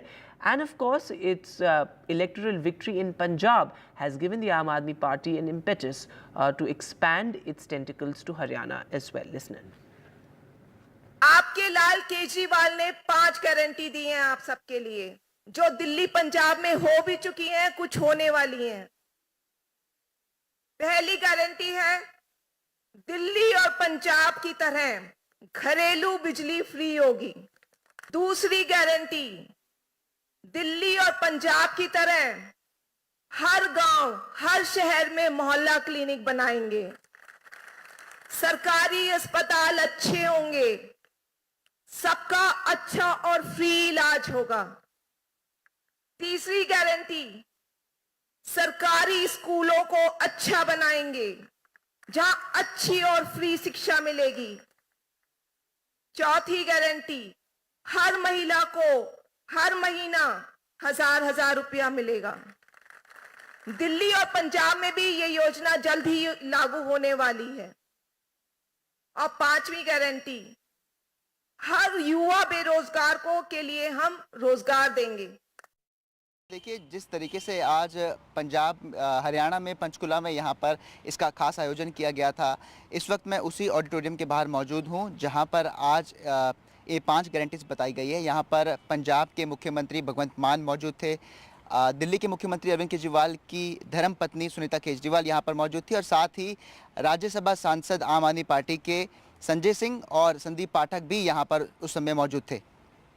देखिए, जो 5 guarantees की यहाँ पर बात की गई है वो कोई पुरानी नहीं है आम आदमी पार्टी के लिए, क्योंकि वो दिल्ली मॉडल और पंजाब मॉडल को देखते हुए ही यहाँ पर बताई गई है। पहली जो गारंटी यहाँ पर बताई गई है वो ये है कि जो घरेलू बिजली है उसे फ़िलहाल यहाँ पर फ्री किया जाएगा, और 24 घंटे बिजली का वादा भी यहाँ पर आम आदमी पार्टी ने किया है, और उन्होंने कहा है कि बिजली के में कोई भी कट नहीं लगेंगे। वहीं दूसरी तरफ उन्होंने मोहल्ला क्लिनिक और साथ ही यहाँ के सरकारी अस्पतालों को अच्छा और बेहतर बनाने की बात सामने कही है। तीसरी गारंटी वही शिक्षा को लेकर के कि फ्री शिक्षा प्रोवाइड की जाएगी, और साथ ही साथ जो सरकारी स्कूल है उन्हें भी और बेहतर यहाँ पर बनाया जाएगा। साथ ही जो चौथी गारंटी थी वो ये थी कि हर महीने महिलाओं को 1,000 रुपये उनके अकाउंट में मिलेंगे। उन्होंने ये भी कहा कि दिल्ली और पंजाब में भी जल्द ही इस गारंटी को लागू किया जाएगा। और 5वीं गारंटी जो यहाँ पर थी वो ये थी कि सभी युवाओं को नौकरी दी जाएगी। इन तमाम 5 गारंटीज़ को लेकर के आम आदमी पार्टी के जो तमाम कार्यकर्ता यहाँ पर मौजूद थे, उनका ये कहना है कि ये जो 5 गारंटीज़ है ये काफ़ी महत्वपूर्ण है, ख़ास तौर पर हरियाणा में, क्योंकि उन्होंने ये भी आरोप लगाया कि बीजेपी ने पिछले 10 साल में यहाँ पर कोई काम नहीं किया है, चाहे वो बिजली को लेकर के हो, चाहे वो शिक्षा को लेकर के हो। तो ये तमाम जो गारंटीज़ है ये एक इम्पॉर्टेंट रोल यहाँ पर ज़रूर प्ले करेगी। जी। So politics picking up in election-bound Haryana. But moving now to the other big headline, well, the army chief visited terror-struck Jammu. This is his 2nd visit to Jammu in just 20 days. He took over as the army chief a couple of weeks back. Now remember, this visit becomes crucial because there have been a series of terror attacks in the Jammu region, and it's clearly now Jammu and not the valley that has become the epicenter of militancy. This, as of course, central agency officials were also present for that crucial security review meeting in Jammu, and additional troops have also been rushed into Jammu in the wake of all these terror attacks. In fact, 4,000 additional soldiers have been brought into the region. Take a look. This meeting sends a larger message because the army chief coming all the way from Delhi to Jammu, holding a security review meeting at the police headquarters of Jammu and Kashmir Police. And wherein all the security agencies, central forces, they all joined this meeting, top officials, to review the security situation, to see what would be the best possible response given the fact this challenge of militancy which has emerged in Jammu region, which has infested 8 districts out of 10 districts in Jammu region. It has posed a major challenge. Has come after Prime Minister himself, held this cabinet committee on security meeting on the situation in Jammu and Kashmir. Home Minister also yesterday held a security review meeting, and there have been series of meetings going on in Jammu and Kashmir as well to deal with this emerging situation, because the adversary, the enemy, their change is posing a huge challenge after attack, and they managed escape. So there has been, at the ground level, operational level, there have been meetings, there has been joint strategy is being devised. So Army Chief General Upender Dwivedi, chairing the security meeting at the police headquarters in Jammu. After the meeting, he's expected to meet Lieutenant Governor Manoj Sinha to discuss the security situation with him and brief him about the situation. Because what we see in Jammu, army has become a specific target of these major militant attacks. Right. In last over 32 months, there have been 48 casualties of the army in major militant attacks. Right. And there has not been much success against the attackers. Now the more troops have been deployed in different areas of Jammu. Paratroopers have also been moved. Early this year, almost 1 division of troops were redeployed in Poonch and Rajouri. Now troops are also being deployed in Doda and other regions also to deal with the situation. And moving now to the Karnataka government's latest controversial move. Well, the government has decided to impose a 2% tax on cinema tickets and OTT subscription fees. Well, it's still being mulled over by the Congress government in Karnataka, but the proposal is certainly with the cabinet. The Karnataka government says that this would help the government to, in a sense, benefit artists and people involved in the industry, and also to create a fund meant for industry workers. It is, of course, an industry that is not very regulated, which is why the Karnataka government says it has decided to mull over a 2% entertainment cess. But this has, in a sense, sparked sharp responses from people within the industry, also the opposition, because the BJP says that this move is against the people of the state. Take a look at all the reactions that have come in, and then Pratibha with the latest. I think it is absolutely okay, because whatever we are seeing or facilitating we are getting from the government, it is from our tax only. And though it is entertainment, so it is not that thing, some essential things that it is being taken from everybody. I am not seeing the movie every day, no. It may be for once in a month or twice in a month. So it is entertainment. It is not some compulsory things. So definitely I will pay. I don't think it's fair. I mean, I think all they are saying is, instead of coming to the theatres, by increasing the cess, they're just asking us to sit back and watch the OTT platforms. They're encouraging us more to go towards OTT platforms than inviting people to come and have a social life in the cinema theatres. Still, are you going to movies?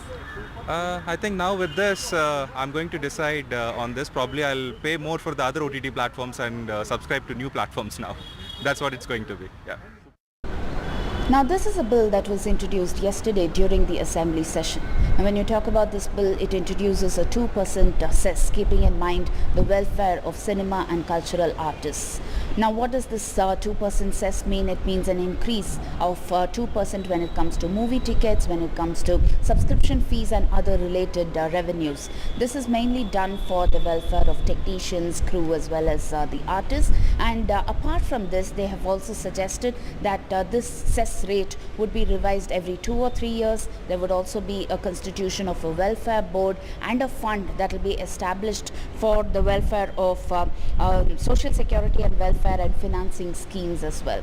Now, this bill has been tabled yesterday during the assembly session. We'll have to wait to see whether this will be passed based on the reactions that we would pick up on ground. When you talk about movie tickets, it starts from anywhere between 120 and 150 rupees when it comes to normal theatres, and it goes up to around 220 to around 1000 rupees when it comes to multiplex. And this price would definitely increase during weekends. Now, when you talk about southern India, movies and cricket become the two things that they cannot really live without. So will they still get to the movie theatres even if it affects their budget or not, is something that we really need to assess before this bill gets passed in the assembly. So this is the reactions that the politicians perhaps have been waiting for. We'll have to wait to see how this will get through in this assembly session here. Back to you. So a contentious move there. But moving now to political news from Tamil Nadu. Well, there's a lot of buzz about Udayanidhi Stalin taking over as the Deputy Chief Minister of the state. But of course, he is now clarified. He says it's the prerogative of the Chief Minister to decide who his deputy will be. Take a look. இந்த ஆண்டு பல குளறுபடிகள் இருக்கிறதான வழக்கு நடந்துகிட்டு இருக்கு. ஆனா அதுல தமிழ்நாடு அரசோட பங்கீடு இல்லையா சார்? தமிழ்நாடு அரசு தொடர்ந்து எதிர்த்து தான் இருக்கு. நம்ம சட்ட மசோதா நிறைவேற்றி ஆளுநருக்கு அமைச்சிருக்கிறோம். இந்த ஆண்டு பல குளறுபடிகள் இருக்கிறதான வழக்கு நடந்துகிட்டு இருக்கு. ஆனா அதுல தமிழ்நாடு அரசோட பங்கீடு இல்லையா சார்? தமிழ்நாடு அரசு தொடர்ந்து எதிர்த்து தான் இருக்கு. நம்ம சட்ட மசோதா நிறைவேற்றி ஆளுநருக்கு அமைச்சிருக்கிறோம். இந்த ஆண்டு பல குளறுபடிகள் இருக்கிறதான வழக்கு நடந்துகிட்டு இருக்கு. ஆனா அதுல தமிழ்நாடு அரசோட பங்கீடு இல்லையா சார்? தமிழ்நாடு அரசு தொடர்ந்து எதிர்த்து தான் இருக்கு. நம்ம சட்ட மசோதா நிறைவேற்றி ஆளுநருக்கு அமைச்சிருக்கிறோம். And with that, we'll take a short break now, but news continues on the other side.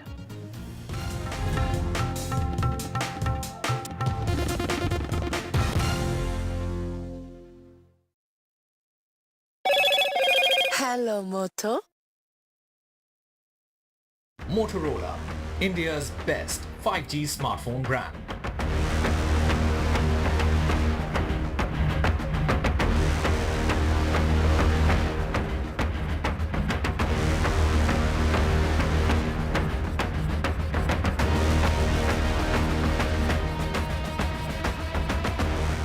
In association.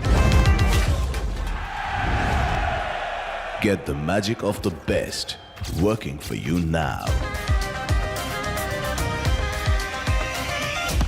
Link your payment cards once, collect rewards forever.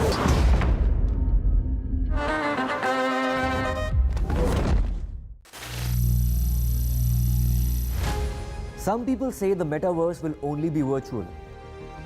One day this lecture hall will be made of code, and driverless cars would be trapped in intersections. But even in this maze of the future, you can't wish away health. It's time to become more resilient.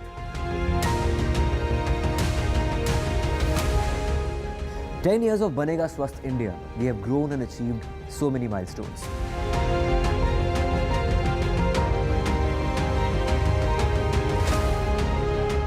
And now I have a plan to beat the urgency, to stop breathing with difficulty, to relieve getting choked with inactivity.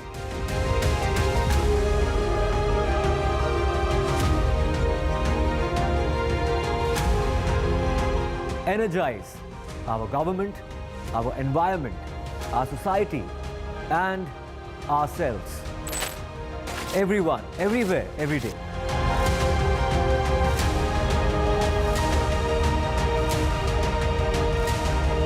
Banega Swasth India. One world hygiene.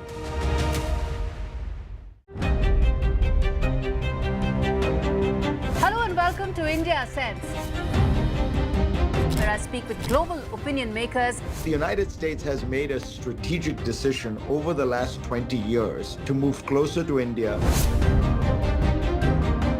So a $7 trillion economy seems a perfectly conceivable number. If you want to be a national party, it's that you sort of accept the way the world is rather than want to endlessly hark back to how it was.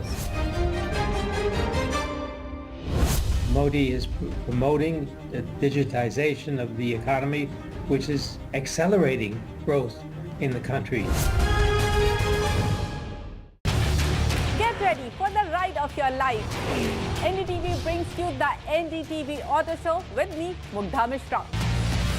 From the fastest supercars to the sleekest new energy vehicles to your trusted daily ride, we cover it all. Every Saturday at 10:30 a.m. and Sunday at 8:30 p.m. only on NDTV 24/7. Your next great escape starts here.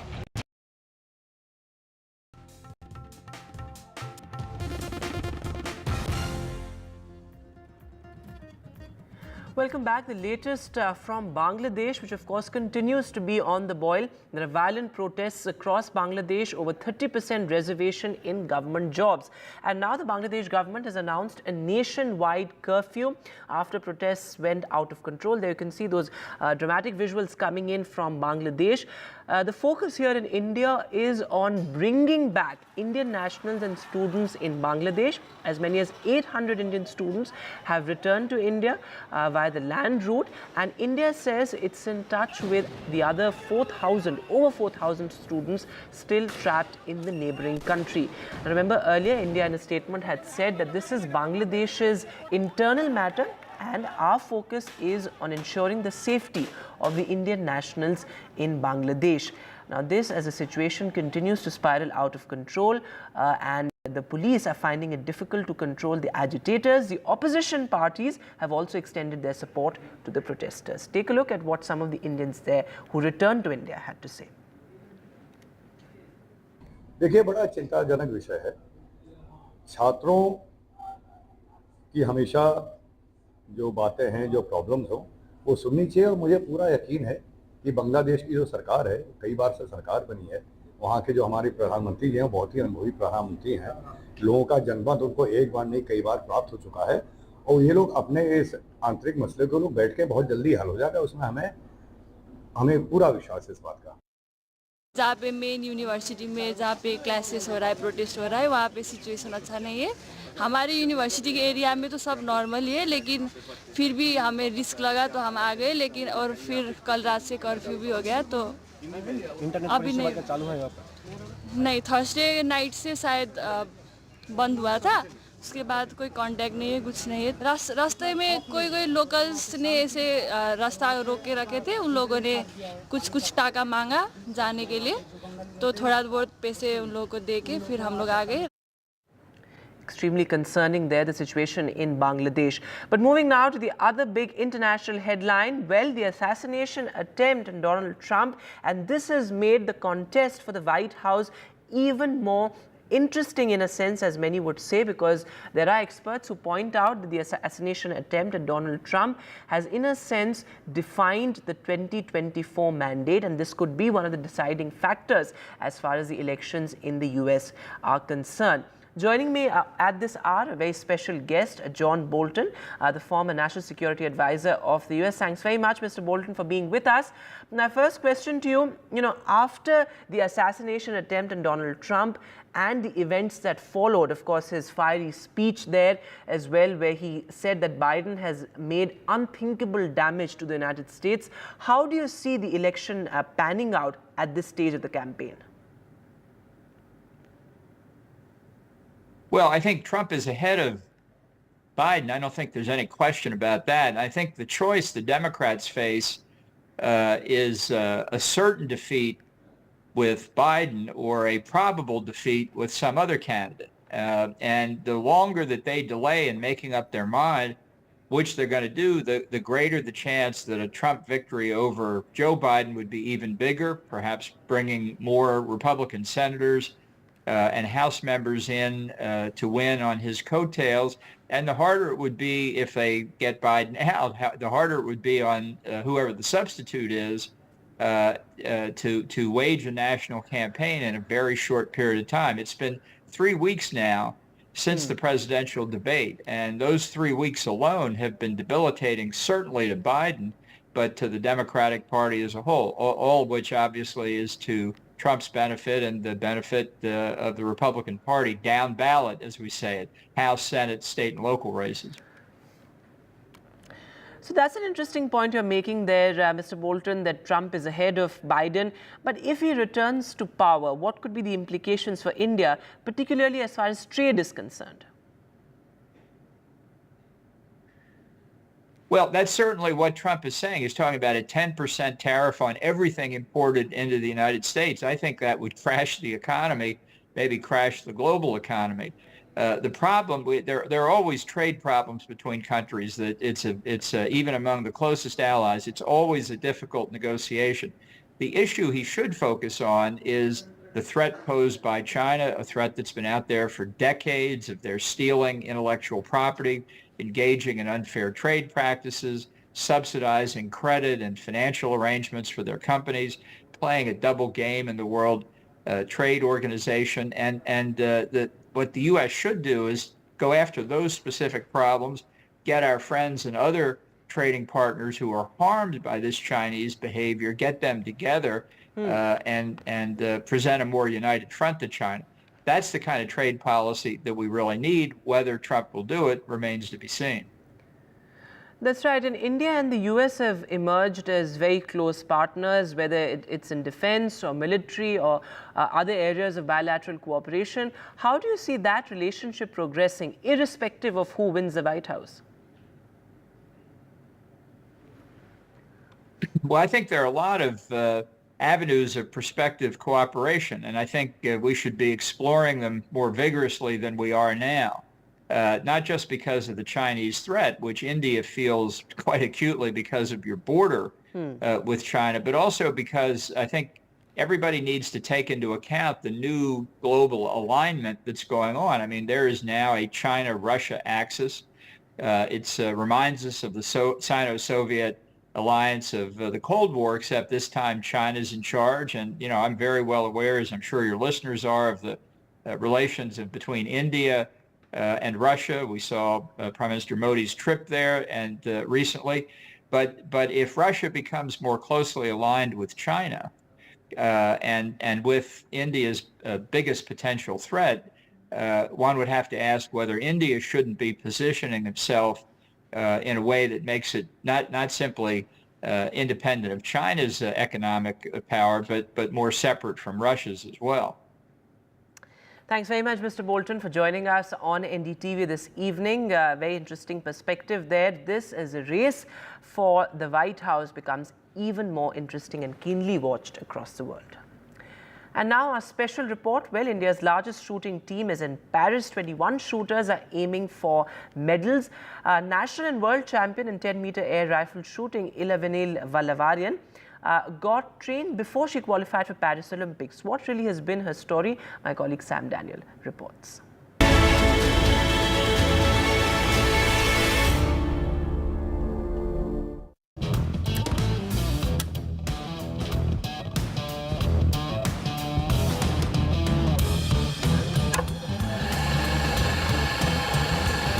It was at this state-of-art Gun for Glory Academy's shooting range in Chennai, national and world champion in 10-meter air rifle shooting, Ilavenil Valarivan, got trained before she qualified for Paris Olympics.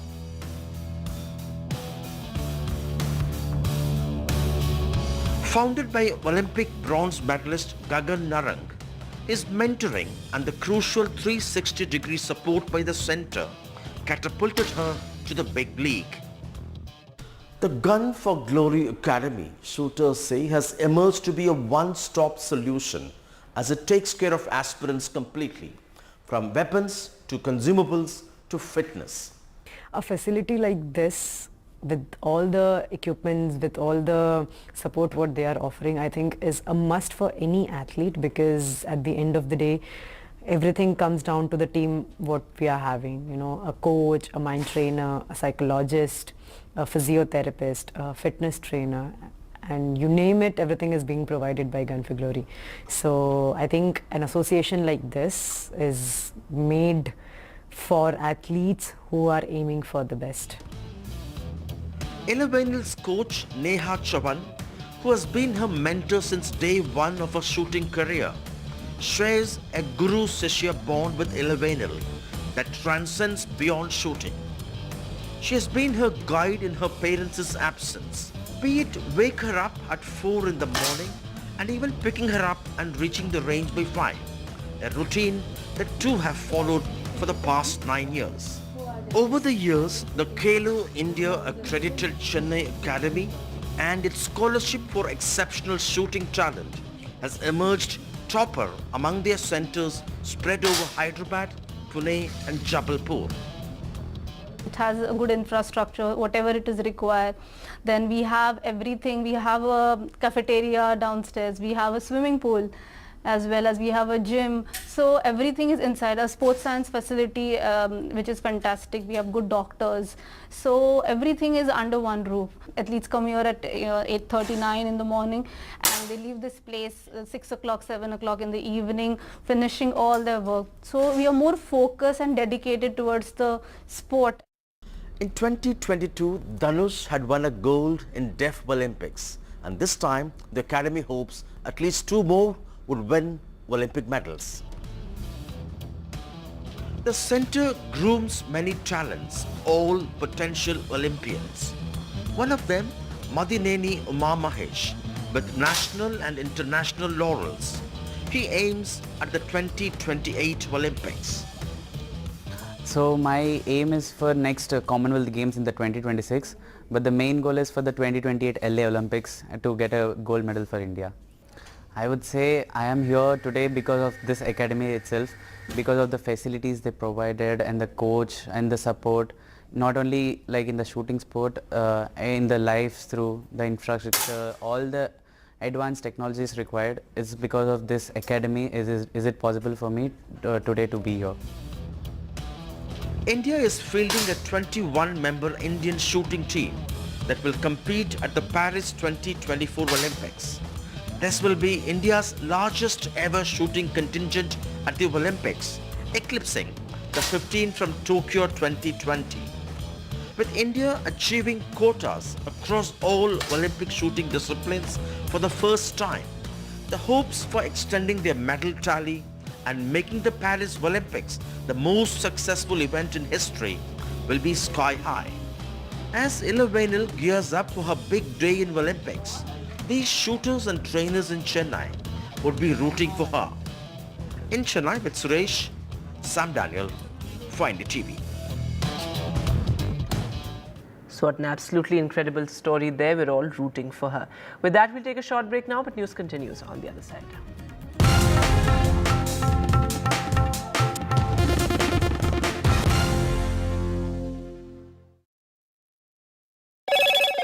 Hello, Moto. Motorola, India's best 5G smartphone brand.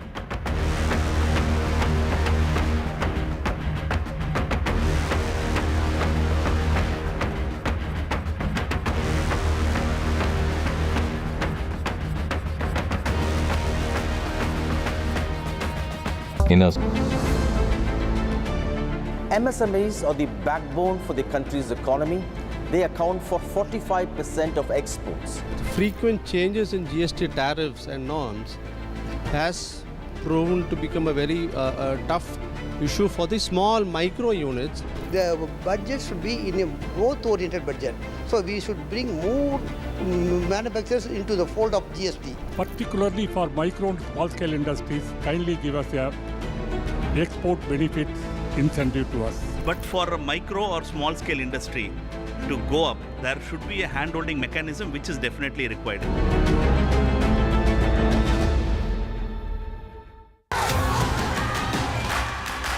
The biggest democratic exercise in the world.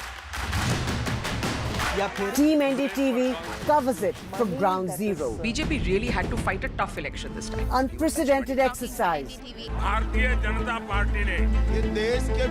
Unmatched coverage. There is no dispute. Janta ko decide karna hai. From polling to counting, NDTV brought you the most trustworthy news and updates.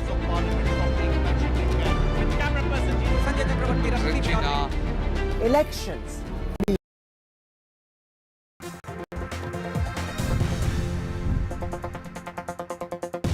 Hello and welcome to our special series, The Budget of Hope.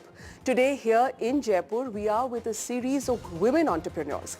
Jaipur is known for its rich craft tradition, and interestingly, a lot of women have actually promoted this craft and made it into a successful business. In fact, we are here at a very iconic store. It's called Ratan Textiles. The story of Ratan Textiles is really actually very interesting. It started as a small boutique, as a homegrown enterprise.